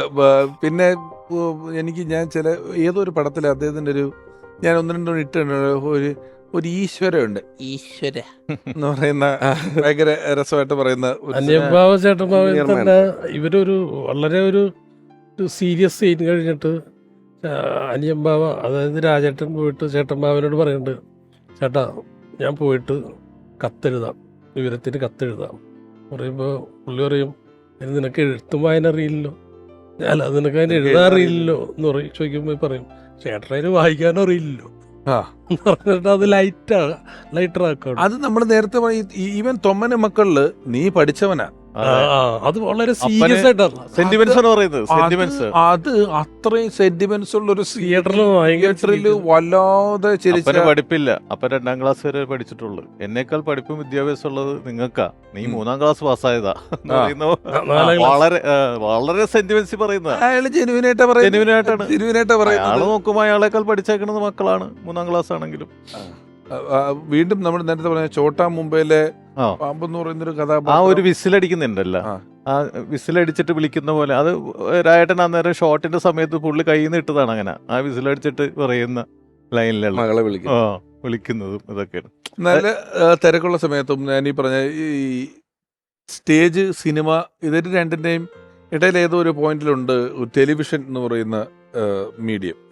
അവിടെയും വലിയ സക്സസ്ഫുൾ ആയിട്ടുള്ള ഒരാളായിരുന്നു. ചെയ്ത സീരിയലും അല്ലേ, പൊന്നമ്മ ചേച്ചിയുടെ കൂടെ അല്ലേ ചെയ്തിട്ടുള്ളത് തന്മനസ്സുള്ളവർക്ക് സമാധാനം സീരിയൽ. ആ സീരിയൽ ആദ്യം തുടങ്ങിയപ്പോൾ മുതൽ എന്നെ കണ്ട ഭയങ്കരമായിട്ട് അപ്രിഷ്യേറ്റ് ചെയ്തു. എനിക്കും അതിനകത്ത് അഭിനയിക്കണോടി എന്ന് പറഞ്ഞു, എന്നോട് അങ്ങോട്ട് പറഞ്ഞു, എനിക്കും അഭിനയിക്കണോടി ആ സീരിയൽ എന്ന് പറഞ്ഞു. അന്ന് എല്ലാവരും കാണുന്ന സമയമല്ലേ, അപ്പോൾ അങ്ങനെ വന്ന് അതിനകത്ത് അവർ ഏഷ്യാനെറ്റുകാർ വിളിച്ച് അങ്ങനെ പോയി അഭിനയിച്ചാണ് തന്മനസ്സുള്ളവർക്ക് സമാധാനം. പിന്നെ സീരിയലുണ്ടായിരുന്നു, അതിനകത്തുണ്ടായിരുന്നു രായേട്ടന്. ആ സമയത്ത് ഞാൻ 2 കഥാപാത്രം ചെയ്യുന്നുണ്ടായിരുന്നു ആ സീരിയലിൽ. 7 മണിക്ക് ഇത്തിരി കുശുമ്പും ഈ ഡബിൾ പ്ലേ കളിക്കുന്ന ഒരു ക്യാരക്ടറായിരുന്നു 7 മണിക്കത്തെ എൻ്റെ ക്യാരക്ടർ. 9 മണിക്ക് സമയം എന്ന് പറഞ്ഞ സീരിയലിൽ പാവം ഒരമ്മയായിട്ട് നല്ലൊരമ്മ. അപ്പം എൻ്റെ അടുത്ത് രായട്ടൻ പറയായിരുന്നു, എടി നിനക്ക് ഈ 2 ക്യാരക്ടർ നിനക്ക് സിനിമയ്ക്ക് ഗുണം ചെയ്യുമെന്ന് പറയായിരുന്നു രായട്ടൻ. രണ്ടും അന്ന് ആർക്കും അറിയില്ല ഞാനിങ്ങനെ ഒരു ഹ്യൂമർ, എനിക്കും അറിയത്തില്ലായിരുന്നു. ഇതൊക്കെ ദൈവം എവിടെ നിന്ന് എന്നെ കൊണ്ട് ചെയ്യിപ്പിച്ചാൽ ഞാനൊരിക്കലും ഹ്യൂമർ ചെയ്യുന്നെന്ന് വിചാരിച്ചൊന്നും സിനിമയിൽ വന്ന ആളല്ല. എവിടെയെങ്കിലും ഒരു അമ്മ വേഷമൊക്കെ ചെയ്ത് എവിടെയെങ്കിലുമൊക്കെ രാജേട്ടൻ്റെ ഒക്കെ പറയുന്നത് ഇപ്പോൾ വന്ന രീതിയിലാണ് ഞാൻ വരുന്നത്. പക്ഷേ എന്നെ ദൈവം വേറെ രീതിയിലോട്ട് മാറ്റി. അതിനുള്ള ഒരാളൊക്കെ ഇരിക്കുന്നു ഒക്കെ നല്ല കഥാപാത്രങ്ങൾ തന്ന്, ബെന്നി മേരിക്കുണ്ട് കുഞ്ഞാട്, ഡയറക്ടർ മേരിക്കുണ്ട് കുഞ്ഞാട്, പിന്നെ വാഴുന്നവരൊക്കെ നല്ല കഥാപാത്രങ്ങൾ തന്നിട്ടുള്ളതാണ്. ബെന്നിയൊക്കെ ആയാലും ഷാഫി സാറൊക്കെ ആയാലും. അപ്പോൾ അന്നേരം രായട്ടൻ പറയായിരുന്നു, ആ രായട്ടൻ്റെ നാവ് പൊന്നായി. എൻ്റെ അത് എനിക്ക് ഗുണം ചെയ്തു. അത് അന്നൊന്നും ഇത്ര ഒരു നമുക്ക് വേറൊരു സിനിമ ചെയ്ത് കാണിക്കുന്ന ഒന്നും എനിക്കതങ്ങ് വന്നില്ല. ചെയ്ത് കാണിച്ചതൊക്കെ മിനിസ്ട്രിയിലായിരുന്നു. അതെല്ലാവരും കാണുന്ന സമയമായിരുന്നു. ഇപ്പോൾ ആരും കാണാറില്ല അങ്ങനെയുള്ള കാര്യങ്ങളൊന്നും. ഈ സോഷ്യൽ മീഡിയ ഒക്കെ വന്നപ്പോഴത്തേക്ക് അതിലോട്ടായി ആൾക്കാർ കംപ്ലീറ്റ്. പിന്നെ രായട്ടനെ സംബന്ധിച്ചെന്ന് പറയാൻ, രായട്ടൻ ഭയങ്കര കുടുംബസ്നേഹിയായിരുന്നു. എവിടെ പോയാലും ചാന്തമ്മയും മക്കൾ, ഇത് കാര്യം എപ്പോഴും പറയാറുള്ളത്. പക്ഷേ എനിക്ക് എപ്പോഴും ഞാൻ വല്ലപ്പോഴും സങ്കടപ്പെടാറുണ്ട്. രായട്ടനെ, എടി ഞാൻ മരിച്ചു പോയാൽ നീ ചാന്തമ്മേനൊക്കെ വിളിച്ചേക്കണം കേട്ടാ എന്നോട്. ഞാൻ പറഞ്ഞു, പിന്നെ അങ്ങ് മരിക്കുമല്ലയോ, എല്ലാവരും അങ്ങ് മരിച്ചങ്ങ് പോകുമല്ലയോ എന്നൊക്കെ ഞാനങ്ങ് ദേഷ്യപ്പെട്ടു. പക്ഷെ രായട്ടൻ അത്രയും ഒരു വയ്യാതിരിക്കാന്നുള്ള അവസ്ഥ നമുക്കറിയില്ലല്ലോ. ഇപ്പോൾ ബ്ലാക്ക് ഹാറ്റ് എന്ന് പറഞ്ഞൊരു പടം സുരേഷ് ഗോപിയുടെ ഒപ്പം ഞാൻ അഭിനയിക്കുമ്പോൾ സിഗരറ്റ് വലിക്കുമ്പോൾ സുരേഷേട്ടൻ വന്ന് എടുത്ത് ദൂരെ കളയും. കളയില്ല എന്ന് ഭയങ്കരമായിട്ട് ഒച്ചമ്പളൊക്കെ ഇടും. പക്ഷെ കുറച്ച് കഴിയുമ്പോൾ വീണ്ടും പോയി അകത്തിരുന്ന്. അപ്പോൾ ശാന്തേച്ചി വിളിച്ച് പറഞ്ഞിട്ടുണ്ട്, സിഗരറ്റ് വലിക്കുന്ന ഒന്നുണ്ടെങ്കിൽ ഒന്ന് നോക്കിയേക്കണേ, വലിക്കുന്ന ഡോക്ടർ പറഞ്ഞേക്കുന്നേ, സുരേഷേട്ടനെ വിളിച്ച് പറഞ്ഞിട്ടുണ്ടാവും. അപ്പോൾ അത് സുരേഷേട്ടൻ വന്നതൊക്കെ എടുത്ത് കളയും. വന്നിട്ട് ഞാൻ ആടേതേ രായട്ടൻ സിഗരറ്റ് വലിക്കുന്നുണ്ട് എന്നെയാണ് ചീത്ത വിളിക്കും രായട്ടൻ. അങ്ങനെ എന്നെ പറയാം, എനിക്ക് എന്താ പറയുക, എനിക്ക് പറയുമ്പോൾ സങ്കടം വരും. രായട്ടനൊന്നും ഇല്ലെന്ന് ഞാൻ ഒരിക്കലും വിചാരിച്ചിട്ടില്ല. എവിടെയോ ഷൂട്ടിംഗ് സ്ഥലത്ത് എവിടെയോ ഉണ്ട് രായട്ടൻ. ജൂബിലി, ഇപ്പം അമ്മയെ പറ്റി പറയാണ്ട് ഞാൻ ചെയ്യണം. അതായത് ഇങ്ങനെ ഒരു വീടിനടുത്തൊരു നാടക ക്യാമ്പ് നടത്തുക. ഇപ്പം നമ്മുടെയൊക്കെ വീട്ടിൽ 2 അതിഥി വരിക എന്ന് പറയുന്നത് തന്നെ ഇത്രയും ഓർഡർ ചെയ്യാവുന്ന ഹോട്ടൽ സ്വിഗ്ഗിയും സൊമാറ്റോ ഒക്കെ ഉള്ളൊരു കാലത്ത് തന്നെ സത്യത്തിൽ ഈ കോളിംബെല്ല് കേൾക്കുമ്പം പേടിയുള്ളൊരു കാലത്തിലേക്ക് നമ്മളിപ്പോൾ എത്തി. ഇവിടുന്ന് ബാക്കിലോട്ട് ആ ഒരു സമയത്ത് എപ്പോഴും ആളുള്ളൊരു വീടായിരിക്കുമല്ലോ അത്. എന്താ ഈ ട്രൂപ്പ് വണ്ടിയൊക്കെ തിരിച്ച് വീട്ടിലോട്ടാണ് വരുന്ന ഒരു ഓഫീസ് ഉണ്ടായിരുന്നോ വേറെ? അല്ല, സ്റ്റാർട്ടിങ്ങിലൊക്കെ നമുക്ക് വേറൊരു ഓഫീസും സ്റ്റേ ഉണ്ടായിരുന്നു. നേരത്തെ അങ്കിള് പറഞ്ഞ മറ്റേ മുനിസിപ്പൽ ലോഡ്ജ് ചേർത്തലയിൽ, അവിടെ ആയിരുന്നു അവർക്കെല്ലാം റൂം എടുത്തേച്ചത്. അതിനുശേഷം ചേർത്തലയിൽ ഞങ്ങളൊരു പ്രോപ്പർട്ടി മേടിച്ചു നാടകത്തിന് വേണ്ടി മാത്രം. അവിടെ വലിയൊരു ഓഡിറ്റോറിയം പണിതു. എൻ്റെ 2 സൈഡിലും ജെൻസിനും ലേഡീസിനും സെപ്പറേറ്റ് ക്യാമ്പും കാര്യങ്ങളും ഫെസിലിറ്റീസും. അതായത് ഇപ്പോൾ അവർക്കൊരു ഒരാഴ്ച നിൽക്കണമെങ്കിൽ പോലും അവിടെ ഫുൾ അതിൽ നിൽക്കാനുള്ള കിച്ചണും കാര്യങ്ങളും എല്ലാമായിട്ട്. ആ കോമ്പൗണ്ടിൻ്റെ തൊട്ട് വന്നൊരു ഗസ്റ്റ് ഹൗസ് ഉണ്ടായിരുന്നു. ആ ഗസ്റ്റ് ഹൗസ് ആണ് കുറച്ചുകൂടി വലുതാക്കി ഞങ്ങൾ വീടാക്കിയിട്ട് ഞങ്ങളും ആ കോമ്പൗണ്ടിൽ തന്നെയായിരുന്നു താമസിച്ചിരുന്നത്. അപ്പം അങ്ങനെ എപ്പോഴും ആളുണ്ടാവും. നാടകം കഴിഞ്ഞ് വന്നിട്ടുണ്ടെങ്കിൽ ഇവർ വെളുപ്പിന് വന്നിട്ട് ആ സമയത്തൊക്കെ ചിലപ്പോൾ വണ്ടി കിട്ടത്തില്ല. അതുകൊണ്ട് ഇവർ ക്യാമ്പിൽ വന്നിട്ട് പിറ്റേന്ന് രാവിലെ പയ്യെ പോയാൽ മതി എന്ന് പറഞ്ഞേക്കണം. അപ്പോൾ അവർക്ക് പിറ്റേന്നുള്ള ബ്രേക്ക്ഫാസ്റ്റ് ഉൾപ്പെടെ എത്ര പേരുണ്ടാകും എന്നുള്ളത് രാവിലെ മനസ്സിലാക്കി അവർക്കുള്ള ബ്രേക്ക്ഫാസ്റ്റ് ഉൾപ്പെടെ ഇവിടെ നിന്ന് ഉണ്ടാക്കി കൊടുക്കും. അയ്യോ, അങ്ങനെ ജൂബിലിയിൽ അങ്ങനെ ഒരു അവർ പുറത്തുനിന്ന് കഴിക്കണം, അങ്ങനെ ചില ട്രൂപ്പുകളുണ്ട്. അത് ക്യാമ്പ് കഴിഞ്ഞാൽ പിന്നെ അങ്ങനത്തെ ചിലവൊന്നും ഇല്ല എന്നുള്ളത്. പക്ഷെ നമ്മുടെ അങ്ങനെയല്ല. നാടകം കഴിഞ്ഞ് രാത്രി കഴിഞ്ഞാൽ ഉത്തരവാദിത്തം ഫലത്തിൽ കഴിഞ്ഞു എന്നുള്ളതാണ്. പിന്നെ വീണ്ടും ഇതുണ്ട്, ചിലർക്ക് പണ്ട് സ്പോട്ടിൽ വരുന്നതിന് പൈസയില്ല, ഓഫീസിൽ നിന്ന് പുറപ്പെട്ടെങ്കിൽ മാത്രമേ കാര്യമുള്ളൂ, ഇടയിൽ നിർത്തുന്നതിനും പോകുന്നതിനും ഒക്കെ. അത് പക്ഷെ ട്രൂപ്പിനൊക്കെ ഒരു കാലത്ത് അത്രയും ചായക്ക് 10 രൂപ എന്ന് പറഞ്ഞാൽ, അല്ലെങ്കിൽ 2ാമത്തെ മീൻ വറുത്തത് മേടിച്ച ട്രൂപ്പിന്റെ ഉത്തരവാദിത്തത്തിലല്ല, ഒന്നെന്ന് പറയുന്ന സമയമുണ്ട്. അവിടെ ഈ രാജേട്ടനെ പോലുള്ള ആളുകൾ സിനിമയിൽ നിന്നും മറ്റും പണം സമ്പാദിച്ചിട്ട് ഇവിടെ കൊണ്ട് ചെലവാക്കും. അതുകൊണ്ടാണ് ഇങ്ങനെ ചെയ്യാൻ പറ്റുന്നത്. നാടകം മാത്രം നടത്തി ജീവിക്കുന്ന നമ്മൾ ആരെയും നാടകത്തിൽ പ്രവർത്തിക്കുന്ന ആരും പറയാൻ അത്ര അതിന് ലാഭത്തിന് വേണ്ടിയല്ല വരുമാനം ഉള്ളൂ. അത് വെച്ച് ചെയ്യുന്നതിനകത്ത് എല്ലാവർക്കും അത്രയും സൗകര്യങ്ങൾ കൊടുത്തു വിടാൻ പറ്റൂല. ഇതിപ്പം മറ്റൊരു ജോലി, ഞാൻ കുറെ കൊല്ലം സലീം കുമാറേട്ടൻ്റെ ട്രൂപ്പിലായിരുന്നു. ഈ സലീമേട്ടൻ സിനിമാ നടൻ, ഇതിന്റെ ഓണർ സിനിമാ നടനായതുകൊണ്ട് ചില സ്ഥലത്ത് നമ്മൾ രാത്രി കഴിക്കാൻ പോയി കഴിയുമ്പോൾ അവര് ഉച്ചത്തെ അന്നദാനം കഴിഞ്ഞതൊക്കെ എടുത്ത് എവിടെന്നെങ്കിലും വെച്ച് കഴിച്ചിട്ട് കഴിയുമ്പം നിങ്ങൾ ഹോട്ടലിൽ കഴിച്ചോ പറഞ്ഞിട്ട് പോകുന്ന പറയാവുന്ന ഒരു ഓണർ ഉണ്ടാകുക എന്ന് പറയുന്നത് ഒരു ട്രൂപ്പിന്റെ ഭാഗ്യമാണ്, അല്ലേ? ഓഡിറ്റോറിയം ബിൽഡിങ്ങും പണിത് കൊടുക്കുന്ന ട്രൂപ്പിനോടൊരു കെയറിങ്, നാടകത്തിലുള്ളവരോട് കെയറിങ് ഉണ്ട്. എനിക്ക് തോന്നുന്നു കേരളത്തിൽ ആദ്യത്തെ എയർബസ്, ഒരു ട്രൂപ്പിന് എയർബസ് വിത്ത് പുഷ് ബാക്ക് സീറ്റ് എടുത്തത് ജൂബിലി ആയിരിക്കും എന്നാണ് എൻ്റെ വിശ്വാസം. എനിക്കറിയത്തില്ല വേറെ ആർക്കെങ്കിലും ഉണ്ടായിരുന്നോ എന്നുള്ളത്. സ്വന്തമായിട്ട് എടുത്തിട്ടുണ്ടെങ്കിലായിരിക്കും പുഷ് ബാക്ക് സീറ്റ് ഒക്കെ അതെ അതെ, സ്വന്തം വണ്ടി. അന്ന് ഈഷർ എന്ന് പറഞ്ഞ കമ്പനി ഇവിടെ ഇന്ത്യയിൽ വന്നിട്ടേ ഉള്ളൂ. അവരുടെ ഒരു വണ്ടി എടുത്ത് അതിന് എയർ സസ്പെൻഷനൊക്കെ കയറ്റി പുഷ് ബാക്ക് സീറ്റാക്കി, അതായത് 32 സീറ്റിന്റെ വണ്ടി എടുത്തിട്ട് 22 സീറ്റാക്കി, അത്രയും സ്പേഷ്യസ് ആക്കി റിലാക്സ് ആക്കിയിട്ട് പുഷ് ബാക്ക് സീറ്റ് ആക്കിയിട്ട് മറ്റേ ഫുഡ് റെസ്റ്റ് ഉൾപ്പെടെ വെച്ചിട്ട്. അപ്പോൾ അടിച്ചും പറഞ്ഞു, ഞാനൊക്കെ പണ്ട് നാടകം കഴിഞ്ഞ് വന്നിട്ട് ഈ സീറ്റിൽ, അന്ന് മറ്റേ ഇങ്ങനെ സ്കൂൾ ബസ്സിന്റെ കൂട്ട് സീറ്റാണല്ലോ പണ്ടത്തെ വണ്ടി, ഇതിലിരുന്നൊന്ന് ഉറങ്ങാൻ ഭയങ്കര പാടുപെടുമായിരുന്നു. പക്ഷെ എൻ്റെ സ്റ്റാഫ് അത് അങ്ങനെ അനുഭവിക്കരുത്, അവർ സുഖമായിട്ട് ഉറങ്ങി ഇവിടെ വരണം, തിരിച്ച് ക്യാമ്പിലോട്ട്. അങ്ങനത്തെ ഒരു മുതലാളി ഉണ്ടാവല് വലിയ ഭാഗ്യമാണ്. ഞാനൊരു ട്രൂപ്പിൽ ഒരു കൊല്ലം കളിച്ചതിനകത്ത് വണ്ടിക്കകത്ത് മുഖത്തോട് മുഖം നോക്കിയിരിക്കണം, നടുക്കലത്തെ സീറ്റ് ഇങ്ങനെ ഇരിക്കുന്നു, ഇവിടുന്ന് കാസർഗോഡ് വരെയൊക്കെ വേർത്തിന്റെ മുഖം കണ്ടോണ്ട് പോകണം. അത് നമ്മൾ 4-5 ദിവസം ഉറക്കം നിൽക്കുന്ന കാരണം ബ്ലഡ് പ്രഷർ കൂടിയിട്ട് ഒന്ന് പറഞ്ഞ് രണ്ടാമത്തേന് ദേഷ്യവും ഇടി ഉറങ്ങിയിട്ട് കാലെടുത്ത് മറ്റവന്റെ മടിയിലേക്ക് വെക്കും, അവൻ രാത്രി ഇടിക്കും, പിന്നെ പട്ടേന്ന് പറഞ്ഞ് വണ്ടിക്കകത്ത് കിടന്ന് ഇടിയും വേളുമായിട്ട് പോയിട്ടുന്ന അവസ്ഥകളുണ്ട് അവിടെ. ഒപ്പം ഞാനിപ്പോൾ പറഞ്ഞ പോലെ അമ്മയുടെ ഒരു എഫേർട്ട് നമ്മൾ പറയാതെ പോകാൻ പറ്റില്ല കേട്ടോ ഇത്രയും. കാരണം പിന്നെ സിനിമയിലാണെങ്കിലും അന്നൊക്കെ നല്ല ട്രാവലില്ലേ, വീട്ടിൽ വരവ് അത്ര ഫ്രീക്വന്റ് ആയിരിക്കുമല്ലോ ഒരു സമയത്ത്. ചേട്ടൻ പറഞ്ഞൊരു കാര്യം ഓർത്ത്, അതായത് ഈ ട്രൂപ്പിൽ എപ്പോഴും നമ്മൾ നല്ല കഴിവുള്ള ആർട്ടിസ്റ്റിനെ നോക്കിയാണല്ലോ വെക്കുന്നത്. അപ്പോൾ എന്തായാലും ഇതിൽ ആരെങ്കിലും ഒരാൾ ഇത്തിരി ദേശീയക്കാരനൊക്കെ ഉണ്ടാവും. അപ്പോൾ അത് നമ്മൾ എത്ര നോക്കിയാലും ആരെങ്കിലും ഒരു കൊല്ലം ഒരു പ്രശ്നക്കാരൻ വെച്ചുണ്ടാകണം. അപ്പോൾ ഈ ട്രൂപ്പ് സെക്രട്ടറി ആയിട്ട് അടിച്ചാൽ അയാളെ പിടിച്ചാക്കിക്കളയും. പിന്നെ പുള്ളിക്കാരോട് മഴക്കിടാൻ പറ്റിയല്ലോ, അതിന് പുള്ളിനെ ഏൽപ്പിച്ചേക്കണല്ലോ. എന്തെങ്കിലും മഴക്കുണ്ടായ പുള്ളിയാണ്, നിങ്ങളങ്ങനെ ചെയ്യരുത്, എൻ്റെ ഉത്തരവാദിത്വമാണെന്നൊക്കെ പറഞ്ഞിട്ട് പുള്ളി അതിൽ ഇടപെട്ട് നന്നായി പൊക്കുള്ളൂ. അങ്ങനത്തെ കുറെ ഈ കൊനിഷ്ഠ പിടിച്ച കുറച്ച് ബുദ്ധിയൊക്കെ കാണിക്കുമായിരുന്നു. അമ്മ ഇതിലേതിലെങ്കിലും അഭിപ്രായം പറയുകയോ ചോദിക്കുകയോ ഒക്കെ ചെയ്യുന്ന ആളായിരുന്നു? നാടകത്തിലോ സിനിമയിലോ അഭിനയത്തെ പറ്റിയോ ഒക്കെ അതിൻ്റെ ഒരു നമ്മൾ വീട്ടിൽ പറഞ്ഞു കേൾപ്പിക്കുകയോ ചെയ്യുകയോ ഒക്കെ ചെയ്യുമല്ലോ, അങ്ങനെ എന്തെങ്കിലും ഉണ്ടോ? അതോ 100% വീട്ടമ്മയായിരുന്നോ? നാടകം കണ്ടു കഴിഞ്ഞാൽ കറക്റ്റ് അഭിപ്രായം പറയും. നാടകം ഇനാഗ്രേഷന്റെ സമയത്ത് ചേച്ചി വന്ന് കാണാറുള്ളു. അതുവരെ റിഹേഴ്സൽ ക്യാമ്പിലോട്ട് അധികം പകുതി വെച്ചൊന്നും കാണുമൊന്നുമില്ല, മൊത്തത്തിൽ കാണാന്നുള്ള രീതിയിൽ. ഇനാഗ്രേറ്റ് ചെയ്യുമ്പോൾ മൊത്തം നാടകം കണ്ടു കഴിഞ്ഞാൽ ഇത് ഓടുമെങ്കിൽ ചേച്ചി അപ്പോൾ പറയും, ഈ പ്രാവശ്യം നാടകം കൊളുത്തും, അല്ലെങ്കിൽ അത്ര പോരട്ടാന്ന് കൃത്യ അഭിപ്രായം പറയുമായിരുന്നു. അങ്ങനെയുള്ളൊരു ജഡ്ജ്മെന്റ് ഒക്കെ ഉള്ള ആളായിരുന്നു ചേച്ചി. 9 മക്കളും ഷൂട്ട് നടക്കുമ്പോഴേ ആളാരാന്ന് പറയുന്നില്ല, രാജേട്ടൻ്റെ ഒരു ബന്ധു അഭിനയിക്കാൻ വന്നു അതിനകത്ത്. അപ്പോ ആളെ മനസ്സിലായി, എനിക്കും മനസ്സിലായി.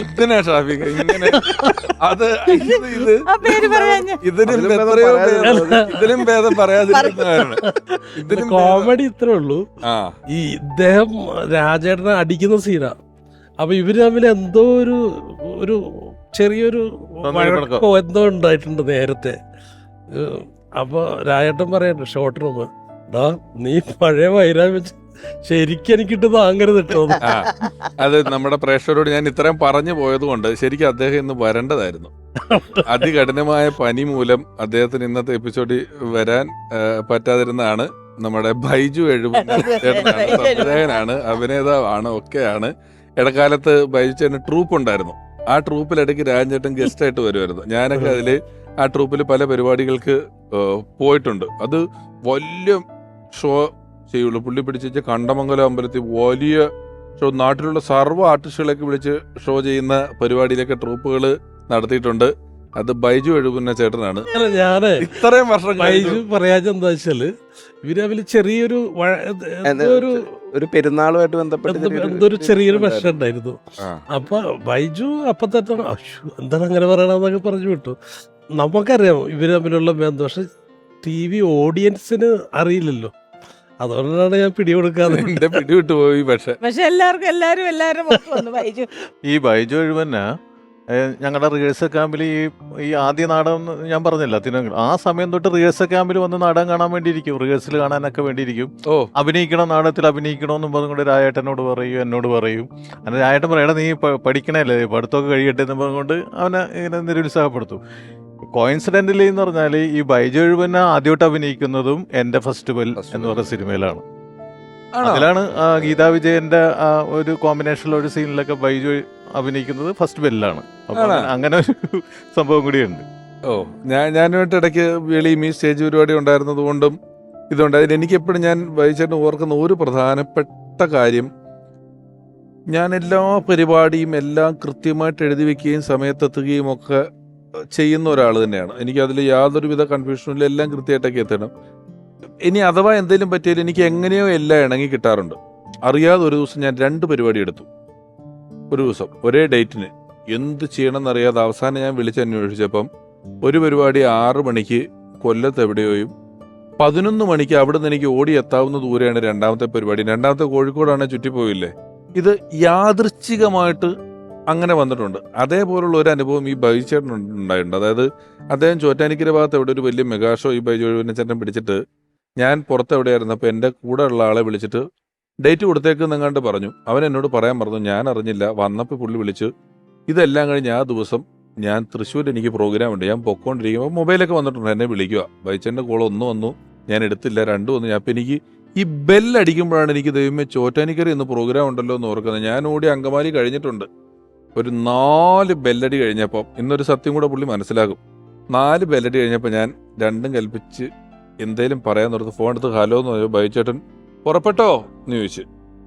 ഞാൻ പുറപ്പെടണ്ട, നമ്മുടെ ഷോ മാറ്റി വെച്ചു, ഇവിടെ ഒരു ചെറിയ മരണം ഉണ്ടായി, അതുകൊണ്ട് ഷോ മാറ്റി വെച്ചു, വെരി സോറി എന്ന് ഞാൻ പറഞ്ഞു.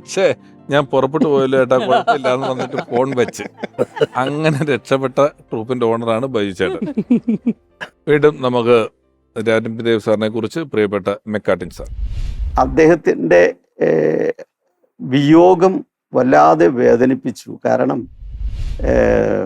ഏതോ ഒരു ചിത്രത്തിൻ്റെ ഷൂട്ടിങ്ങിനിടയിൽ എന്നോട് പറഞ്ഞു, കണ്ണിന് കാഴ്ച പോയി തുടങ്ങി, ഒരു കണ്ണിനെന്തോ പ്രശ്നമുണ്ട്, ഫൈറ്റ് ചെയ്തപ്പോൾ പോയതാണ് എന്നൊക്കെ പറഞ്ഞു. അത് കഴിഞ്ഞ് കുറച്ച് കഴിഞ്ഞ് രാജേട്ടൻ വീണ്ടും ഒരു ചായ കുടിയൊക്കെ കഴിഞ്ഞ് എന്നോട് പറഞ്ഞു, ഫൈറ്റ് ചെയ്ത് പോയതല്ല ശരിക്കും, അത് ഡയബറ്റിക് സംബന്ധമോ മറ്റോ ആണ്, എന്തോ പറഞ്ഞു. ഞാനിപ്പോൾ അത് കൃത്യമായിട്ട് ഓർക്കണില്ല. ശാരീരികമായി വളരെ കുഴപ്പത്തിലാണ് ഞാൻ, എനിക്ക് കണ്ണ് കാഴ്ച ശരിക്കില്ല ഇപ്പോൾ എന്ന് പറഞ്ഞു. അപ്പോൾ അത് സംബന്ധിച്ച് ഒരു കോമഡിയും അവിടെ ഉണ്ടായി. രാജേട്ടൻ ആള് മാറി ഒരാളുടെ പോയി ഷോൾഡറെ കൈയിട്ട് ചെവിയിലെന്തോ ഒരു രഹസ്യം പറഞ്ഞു. പെട്ടെന്ന് അയാൾ എന്ന് പറഞ്ഞ് തിരിഞ്ഞു നോക്കി. രാജേട്ടൻ ഞെട്ടിപ്പോയി, ഉദ്ദേശിച്ച ആളായിരുന്നില്ല. അപ്പം എന്നോട് പറഞ്ഞു, മോനെ ആകെ പ്രശ്നമായിക്കൊണ്ടിരിക്കുകയാണ്, ഇനി ഇത് എത്ര കാലം ഉണ്ടാവുമെന്ന് എനിക്ക് തന്നെ അറിഞ്ഞുകൂടാന്നൊക്കെ പറഞ്ഞിട്ടാണ് അന്ന് പിരിഞ്ഞത്. എനിക്ക് തോന്നുന്നു ലവിൻ സിംഗപ്പൂരാണെന്ന് തോന്നുന്നു ആ പടം. അത് ആ ലൊക്കേഷൻ കാരക്കുടിയായിരുന്നു, അവിടെ വെച്ചാണ് പറഞ്ഞത്. അപ്പോൾ വലിയൊരു ആർട്ടിസ്റ്റ്, ഏത് നേരവും ഊർജ്ജസ്വലനായി നിൽക്കുന്ന ഒരു ആർട്ടിസ്റ്റ് ഇത്രയും തളർന്നു പോകുന്നത് ഞാൻ കണ്ടിട്ടില്ല. അതിൽ ഒരുപാട് വിഷമം തോന്നി. എന്തായാലും ഒരുപാട് കഥാപാത്രങ്ങളെ നമുക്ക് മലയാള സിനിമയ്ക്ക് സമ്മാനിച്ച ഒരു വലിയ മനുഷ്യനാണ് രാജേട്ടൻ. ഈ മുല്ലപ്പൂക്കൾ ചുവന്നപ്പോൾ എന്നുള്ള നാടകത്തിനാണല്ലോ ആദ്യമായിട്ട് അവാർഡ് കിട്ടുന്നത്, സംസ്ഥാന അവാർഡ്. അത് കാട്ടുകുതിരയ്ക്ക് മുമ്പല്ലേ? അല്ല, കാട്ടുകുതിരയ്ക്ക് ശേഷം. കാട്ടുകുതിരയ്ക്ക് ശേഷമാണ്. ഈ കാട്ടുകുതിര എല്ലാവരും പറയുന്ന ഒരു സിനിമ പോപ്പുലർ ആകുന്ന പോലെ കേരളത്തില് ജനകീയമായ ഒരു നാടകമാണെങ്കിലും അതിനല്ലാന്ന് തോന്നുന്നു. കാട്ടുകുതിരക്ക് ബെസ്റ്റ് ആക്ടർ കിട്ടിയില്ല. മത്സരത്തിൽ പങ്കെടുത്തെങ്കിലും ആ വർഷം MS തൃപ്പൂണിത്തറക്ക് വേറൊരു നാടകത്തിലാണ് ബെസ്റ്റ് ആക്ടറായിട്ട് കൊടുത്തത് അവാർഡ് കിട്ടുന്നത്. അപ്പോൾ അത് രാജേട്ടന് അന്നേരം ഭയങ്കര വിഷമമായിരുന്നെങ്കിലും പിന്നീട് മുല്ലപ്പൂക്കൾക്ക് സ്റ്റേറ്റ് അവാർഡ് കിട്ടി. പിന്നീട് കിട്ടിയത് എൻ്റെ നാടകം അത്യുന്നതങ്ങൾ ദൈവത്തിന് സ്തുതിയിൽ 2ാമത്തെ സ്റ്റേറ്റ് അവാർഡ് കിട്ടി. അങ്ങനെ 2 സ്റ്റേറ്റ് അവാർഡ് കിട്ടിയിട്ടുണ്ട് അദ്ദേഹത്തിന്. അന്നും ഈ കാട്ടുകുതിരക സിനിമയായപ്പോൾ രാജൻ നല്ല ആ വേഷം ചെയ്തേന്നുള്ളതും വലിയ സങ്കടമായിരുന്നു എന്നുള്ളത്. അയ്യോ, ഭയങ്കര വിഷമമായിരുന്നു. കാരണം ഏതെങ്കിലും ഒരു വേഷത്തിലേക്കെങ്കിലും വിളിക്കുമോ എന്നുള്ളൊരു ആഗ്രഹം പുള്ളിക്ക് ഉണ്ടായിരുന്നു. അതായത് കൊച്ചുവാവ കിട്ടിയില്ലെങ്കിലും കൊച്ചുവാവയുടെ അച്ഛൻ്റെ ഒരു ക്യാരക്ടറൊക്കെ ഉണ്ടല്ലോ, കൊച്ചുരാമൻ, അങ്ങനെയുള്ള ഏതെങ്കിലും ഒരു വേഷത്തിലേക്ക് എന്നുള്ള രീതിയിൽ SL പുരത്തിനൊക്കെ ചെന്ന് കണ്ട് സംസാരിക്കുകയൊക്കെ ചെയ്തു. പക്ഷേ പുള്ളിനെ എന്തോ വിളിച്ചില്ല. പക്ഷെ ആ ഒരു എന്തോയേ ഉള്ളൂ ഇല്ല, കാരണം അതൊരു വിധിയാണ്. അത് ട്രൂപ്പിൽ നിന്ന് മാറിയല്ലോ, രാജേട്ടൻ സൂര്യസ്വാമിന്ന് മാറി ഹരിശ്രീയിൽ പോയി. അപ്പൊ വേറൊരു ആർട്ടിസ്റ്റായി മാറിയല്ല, സൂര്യസ്വാമിയുടെ ആർട്ടിസ്റ്റ് അല്ല എന്നുള്ളൊരു പരിഗണന കൊടുക്കാതെ പുള്ളിനെ ഒഴിവാക്കിയിട്ട് അന്ന് പിന്നെ രാജേട്ടൻ സിനിമയിൽ സ്റ്റാർ ആയിട്ടില്ല. അപ്പൊ ഒരു പുതുമുഖത്തിന് വെച്ചിട്ട് കൊച്ചുവാവ ചെയ്യണ്ട എന്ന് വിചാരിച്ചു കാണും. അത് പിന്നെ ഒരു പക്ഷേ തിരിച്ചൊരു കാര്യം ഞാൻ എപ്പോഴും ആലോചിക്കണം, അങ്ങനെ വരുന്ന ചില സാധനങ്ങള് നമ്മളിപ്പോൾ സിനിമയിൽ ചെയ്താലും അത് നാടകത്തിൽ ചെയ്യുന്നത് ഇത്ര നാളെ ചെയ്തത് അതുപോലെ സിനിമയിൽ ചെയ്തെന്ന് പറഞ്ഞാൽ അവിടെ ഒരു ഫുൾ സ്റ്റോപ്പിന് ഒരു കാരണം കിട്ടിപ്പോവും. അതെ ആളുകൾക്ക് ഇപ്പൊ അതിനേക്കാൾ ഉപരി അന്ന് ഡിസ്ട്രിബ്യൂഷൻ എടുക്കല് ഒരു പ്രധാനപ്പെട്ട നടനെയൊക്കെ നോക്കിയിട്ട് ഡിസ്ട്രിബ്യൂഷൻ എടുക്കുന്ന സിനിമയുടെ വ്യാവസായികമായ കാര്യം. ഞാനൊരു കലാകാരൻ എന്നുള്ള നിലയിൽ ഇപ്പൊ വാനപ്രസ്ഥം പോലൊരു പടത്തില് ഒരു എസ്റ്റാബ്ലിഷ്ഡ് കഥകളി നടൻ ലാലേട്ടനോടൊപ്പം കഥകളി കളിക്കുന്നു എന്ന് പറയുന്നതിനകത്ത് ഒരു അത്ഭുതമായിട്ട് ആരും പറയില്ലല്ലോ. അതെ, അദ്ദേഹം ചെയ്തുകൊണ്ടിരുന്ന ജോലി വേറൊരു ആർട്ടിസ്റ്റ് സ്ക്രീനിൽ ചെയ്തു എന്നേ പറയുള്ളൂ. അങ്ങനെ പറഞ്ഞു പോകാമായിരുന്നു. അതുകൊണ്ടായിരിക്കും വേറൊരു സിനിമ വരുന്നതും വേറൊരു വേഷം വരുന്നതും ചെയ്തു പോകുന്നതും. ഇതിന്റെ ഷൂട്ടിംഗ് നിങ്ങളുടെ വീടിന്റെ അടുത്ത്? അത് വീടിന്റെ അടുത്തായിരുന്നു. അപ്പോൾ നമ്മുടെ വീട്ടിൽ നിന്ന് ഒരു 2 കിലോമീറ്റർ അപ്പുറമാണ് എൻ്റെ മെയിൻ ലൊക്കേഷൻ, കൊച്ചുവാവയുടെ തറവാടായിട്ട് കാണിക്കും. കാട്ടുകുതിര. അതെ. അപ്പോൾ അതിലെ പോകുമ്പോഴത്തേക്കും എല്ലാ ദിവസവും ഈ യൂണിറ്റ് വണ്ടികളും കാര്യങ്ങളും ഇങ്ങനെ ഒരു ജാഥയായിട്ടാണല്ലോ പോകുന്നത്. അതിങ്ങനെ പോകുമ്പോഴത്തേക്കും അപ്പം എൻ്റെ മൂത്ത പെങ്ങളുണ്ട്.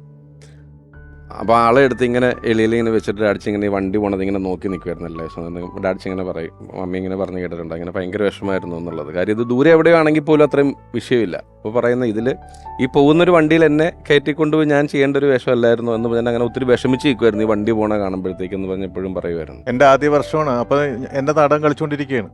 ഈ ദുഃഖം മുഴുവനും പങ്കുവച്ചേക്കണ കൂടുതൽ എൻ്റെ അടുത്താണ്. അപ്പം ഞാനത് ആശ്വസിപ്പിക്കുന്നത് പറഞ്ഞാൽ രാജേട്ടൻ അത് ചെയ്യാതിരിക്കുന്നത് തന്നെയാണ് നല്ലത്. അത് ചെയ്തു കഴിഞ്ഞാൽ ആ നാടകത്തിൽ ചെയ്ത പോലെ തന്നെ സിനിമയിലും ചെയ്തു എന്നുള്ള, നാടകം ചെയ്തത് ലോകം മുഴുവൻ കണ്ടതാണ്. ഞാനിപ്പോ കണ്ടാണ്. അതങ്ങനെ പെട്ടെന്ന് രാജേട്ടൻ ചെയ്യാതിരിക്കുമ്പോഴാണ് രാജേട്ടനെ കുറിച്ച് വീണ്ടും ഡിസ്കഷൻ വന്നത്. പിന്നെ നമ്മൾ ഇനി കുറച്ച് നാൾ കഴിയുമ്പോൾ രാജേട്ടന് വേറെ പടങ്ങൾ വരും, ഞാൻ എഴുതുന്ന പടത്തിലൊക്കെ അഭിനയിക്കാനായിട്ടുള്ള രീതിയിലൊക്കെ വരും, വെറുതെ ഒരു ഭംഗിവാക്ക് പറഞ്ഞാണ്. അന്ന് സിനിമ എഴുതുമെന്ന് പോലും എന്റെ സ്വപ്നത്തിലില്ല. എന്നാലും ഞാൻ പറഞ്ഞു ഞാനൊക്കെ എഴുതുന്ന സ്ക്രിപ്റ്റിലൊക്കെ രാജേട്ടൻ അഭിനയിക്കും. ഈ തമ്പിനാട് എന്ന് പറയുന്ന പടത്തിലെ ജനാർദ്ദൻ ചേട്ടൻ ചെയ്ത വേഷം ശരിക്കും രാജേട്ടന് വേണ്ടി ആലോചിച്ചിട്ടുള്ളതാണ്. അതെ, അതെന്താന്നാ, രാജേട്ടൻ അസുഖബാധിതനായിട്ട് വീട്ടിൽ വയ്യാണ്ടിരിക്കുന്നു. അപ്പൊ ഈ അസുഖമുള്ള കാര്യം പുള്ളി പുറത്ത് പറയില്ല, ആര് വിളിച്ചാലും പറയില്ല. കാരണം ഈ പിന്നെ പടത്തിൽ അഭിനയിക്കാൻ വിളിക്കാതിരിക്കുമോ എന്ന് ഭയന്നിട്ട് പറയില്ല. അപ്പോൾ ബ്ലഡൊക്കെ വോമിറ്റ് ചെയ്തു എന്നുള്ള കാര്യം അറിഞ്ഞു കഴിഞ്ഞപ്പോൾ ഞാൻ വിളിച്ചു കഴിഞ്ഞ് സുഖവിവരങ്ങളൊക്കെ ചോദിച്ചപ്പോൾ പറഞ്ഞു എടാ ഇങ്ങനെ വയ്യാണ്ടിരിക്കുകയെന്ന് പറഞ്ഞു. അപ്പം ഞാൻ ചട്ടമ്പിനാട് എഴുതിക്കൊണ്ടിരിക്കുന്ന സമയമാണ്. അപ്പോൾ അതിലെന്താണ് എനിക്ക് റോളില്ലേന്ന് വെച്ച്. അപ്പോൾ ഞാൻ പറഞ്ഞു രാജേട്ടൻ റെസ്റ്റ് ചെയ്യും, ഇപ്പം ഇനി പൊള്ളാച്ചിയിലും അവിടെയൊക്കെ ഷൂട്ടിങ്, അതിലൊക്കെ ഇനി റെസ്റ്റ് ചെയ്യാതെ ആരോഗ്യം നോക്ക്. എടാ അങ്ങനെ പറഞ്ഞാൽ പറ്റൂല, അത് വീട്ടിലിരുന്നാൽ കൂടുതൽ രോഗിയായിട്ട് മാറും, പടം ഉണ്ടെങ്കിൽ ആക്റ്റീവ് ആകുള്ളൂ, നീ അതിൻ്റെ അകത്ത് ക്യാരക്ടർ എഴുതി വെച്ചോ, ഞാൻ വന്ന് ചെയ്തോളാം എന്ന് പറയും. അപ്പോൾ ഈ വയ്യാണ്ടിരിക്കണ കൊണ്ട് ഞാൻ മനഃപൂർവ്വം ഉണ്ടാക്കിയ ഒരു കഥാപാത്രമാണ് കസേരയിലിരിക്കുന്ന ഒരു പഴയകാല റൗഡി. അയാൾ ആ കസേരയിൽ ചുമന്നുകൊണ്ട് കിടക്കുന്ന ശിഷ്യന്മാർ, ആ പഴയ പ്രതാപമൊക്കെ പറയുന്ന ആ കഥാപാത്രം ഉണ്ടാക്കിയത് രാജേട്ടന് വയ്യാത്തതുകൊണ്ട് രാജേട്ടനെ കൊണ്ട് അഭിനയിപ്പിക്കാൻ വേണ്ടി എഴുതിയതാണ്. പക്ഷെ ആ പടം ഷൂട്ടിങ് തുടങ്ങുന്നതിന് മുമ്പ് തന്നെ അദ്ദേഹം വിട്ടുപോയി. ഈ ഇങ്ങനെ ഒരു സിനിമാ സംഭാഷണത്തില് ഈ കുഞ്ചാക്കോ ബോബൻ സിനിമയിൽ വരണമെന്ന് ആഗ്രഹിച്ചിരുന്ന ഒരാളല്ല. കാരണം സിനിമ കൊണ്ട് ഒരുപാട് നഷ്ടങ്ങളൊക്കെ ഉണ്ടായിട്ട് മാറി നിൽക്കുന്ന സമയത്ത് വീട്ടിൽ പോയി വിളിച്ച് സിനിമയെ കൊണ്ടുവരികയും ഇത്രയും കാലങ്ങൾ നിൽക്കുകയൊക്കെ ചെയ്തു. അപ്പം അദ്ദേഹം ഇല്ലാത്തൊരു സിനിമാ ചർച്ചയിൽ ഒരിക്കൽ ചാക്കോച്ചനെ പറ്റി ഇങ്ങനെ സംസാരിച്ചപ്പോൾ ഒരു സിനിമാക്കാരൻ പറഞ്ഞു അത് ഒരു പ്രകൃതിയുടെ ആവശ്യമാണ്. ഇയാളുടെ അച്ഛനും മുത്തച്ഛനും സിനിമയ്ക്ക് കോൺട്രിബ്യൂട്ട് ചെയ്ത അത്രയും സിനിമയിൽ നിന്നും ഉണ്ടാക്കിയത് മുഴുവൻ സിനിമയിലേക്ക് കോൺട്രിബ്യൂട്ട് ചെയ്തിട്ടുണ്ട്. അപ്പം അവിടുന്ന് ഒരാൾ സിനിമയിൽ ഇങ്ങനെ നിൽക്കുക എന്ന് പറയുന്നത് ഒരു പ്രകൃതിയുടെ ആവശ്യം പോലെയാണ് നിൽക്കുന്നതെന്ന്. മറ്റൊരിക്കൽ മുകേഷ് ഏട്ടൻ എന്നോട് പറഞ്ഞിട്ടുണ്ട് ഒരുപാട് നാടകങ്ങൾ ചെയ്തിട്ടുണ്ട് NN പിള്ള എന്ന് പറയുന്ന മഹാനടൻ. ഗോഡ് ഫാദർ എന്ന് പറഞ്ഞൊരു പടം അദ്ദേഹത്തിൻ്റെ അവസാന കാലങ്ങളിൽ അദ്ദേഹത്തിന് കിട്ടിയത്, ആ പടത്തിൽ അദ്ദേഹം പോപ്പുലറായിട്ട് അതിലൂടെ ബാക്കിലോട്ടുള്ള എല്ലാ ഹിസ്റ്ററിയും എല്ലാ കാലത്തും ഓർക്കാൻ വേണ്ടിയിട്ടാണ് എന്ന് ഞാൻ പറഞ്ഞു. ഈ 2 കാര്യങ്ങൾ ഞാൻ പറഞ്ഞത്. ഒരുപക്ഷെ 35 പടങ്ങൾ ഇപ്പോൾ തമിഴിൽ ഉൾപ്പെടെ സിനിമകൾ ജുബില് ചെയ്തുകൊണ്ടിരിക്കുകയാണ്. ജുബില് സിനിമകളിൽ ഉണ്ടാകുക, സിനിമയിലെ വലിയൊരു ഭാഗമായി മാറുക, ഇത്രയധികം സിനിമ ചെയ്യുക, ഒരുപാട് ഭാഷകളിലേക്കൊക്കെ പോകുക എന്ന് പറയുന്നത് സിനിമയുടെയും കൂടെ ഒരു ബാലൻസിങ് ആണ്. ഇപ്പോൾ ബെന്നിച്ചേട്ടൻ പറഞ്ഞതുപോലെ രാജേട്ടൻ അങ്ങനെ കൊടുത്തത്രയും തിരിച്ചെടുത്തിട്ടുണ്ടോ എന്ന് എനിക്ക് സംശയമുണ്ട്. നാടകത്തിന് നിങ്ങളിപ്പോൾ ചെയ്തു എന്നൊക്കെ പറയുന്നവരുള്ള കാര്യങ്ങൾ കേൾക്കുമ്പോൾ അല്ലേ. ഒരാളും കൂടെ ഉള്ളത് അഭിനയത്തിലൊക്കെ എന്തെങ്കിലും പരിപാടികളുണ്ടോ? അതെ ഉണ്ട്. അവനും സിനിമകൾ ചെയ്യുന്നുണ്ട്. അപ്പോൾ അത്തരത്തിലുള്ളൊരു ബാലൻസിങ്ങിന്റെ ഭാഗമാണ് ജുബിലിനും ഈ പറഞ്ഞതുപോലെ ഒരുപാട് മികച്ച വേഷങ്ങൾ, ഈ പറഞ്ഞ ഒരുപാട് വിശേഷണങ്ങൾ നമ്മൾ പറഞ്ഞു. വില്ലൻ എന്നുള്ളതിനപ്പുറം നർമ്മമാണെങ്കിലും ക്യാരക്ടർ റോളുകളാണെങ്കിലും അതിനെക്കുറിച്ചൊക്കെ നമ്മൾ പറയാനും കഴിഞ്ഞു. ആ വഴികളിലൂടെ എല്ലാം വളരെ സക്സസ്ഫുള്ളായ ഒരു വലിയ അഭിനയ യാത്ര ഹൃദയപൂർവ്വം ഈ അവസരത്തിൽ ആശംസിക്കുന്നു. ഒപ്പം ഓർമ്മയിലെന്നും രാജൻ പി ദേവ് എന്ന് പറയുന്ന ഈ ലക്കത്തിലെത്തിയ നമ്മുടെ അതിഥികളെല്ലാം ഒരുപാട് മികച്ച കഥാപാത്രങ്ങൾ നൽകിയ ഷാഫി സാർ, അദ്ദേഹത്തിൻ്റെ മികച്ച ചിത്രങ്ങളിലെ രാജൻ പി ദേവ് ചെയ്ത മികച്ച കഥാപാത്രങ്ങളും മറ്റ് സിനിമകളിലെ കഥാപാത്രങ്ങളെയും വ്യക്തം എന്ന വ്യക്തിയുമെല്ലാം ഇവിടെ ഓർത്തു. നാടക പാരമ്പര്യത്തിൽ നിന്ന് തന്നെ വന്ന പൊന്നമ്മ ചേച്ചി ആദ്യ സിനിമയിലെ ആദ്യ വേഷം അദ്ദേഹത്തോടൊപ്പം അഭിനയിച്ചത് മുതലുള്ള കാര്യങ്ങൾ പറഞ്ഞു. ഒരു സന്തത സഹചാരിയായി ഒപ്പം നിന്ന് വളരെ തുടക്കം മുതൽ നാടകം, സിനിമ തുടങ്ങിയ എല്ലാ മേഖലയിലും സഹയാത്രികനായി ഒപ്പമുണ്ടായിരുന്ന ബെന്നിച്ചേട്ടൻ ഇപ്പം നമ്മളോടൊപ്പം ഒരുപാട് ഓർമ്മകൾ പങ്കുവച്ചു. ഒരു കാലഘട്ടം മുഴുവൻ ഇവിടെ അനുസ്മരിക്കപ്പെട്ടു. ഓർമ്മയിലെന്നും രാജൻ പി ദേവ് എന്ന ഈ ലക്കം ഇവിടെ പൂർണ്ണമാകുന്നു. ഇനി ആൽബം സൈനി.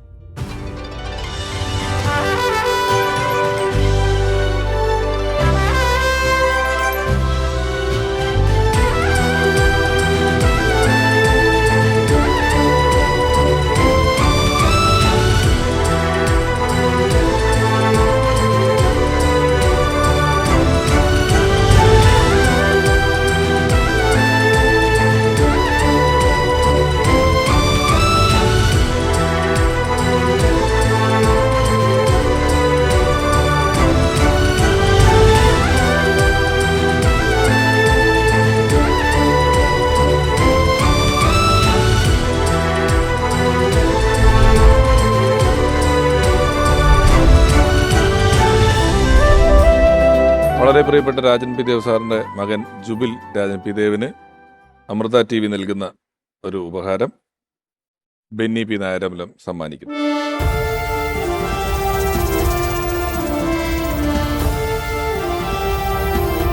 അരങ്ങിലും അബ്രപാളിയിലും അഭിനയ മികവിനുള്ള അപരനാഭമായി മാറിയ രാജൻ പി ദേവ് സാറിനെ കുറിച്ചുള്ള ഓർമ്മയിലെന്നും എന്ന പരമ്പരയുടെ ഈ ലക്കം ഇവിടെ പൂർണ്ണമാവുകയാണ്. അടുത്ത ലക്കത്തിൽ നമുക്കെല്ലാവർക്കും ഒരുപോലെ പ്രിയപ്പെട്ട മറ്റൊരു അതുല്യ പ്രതിഭ.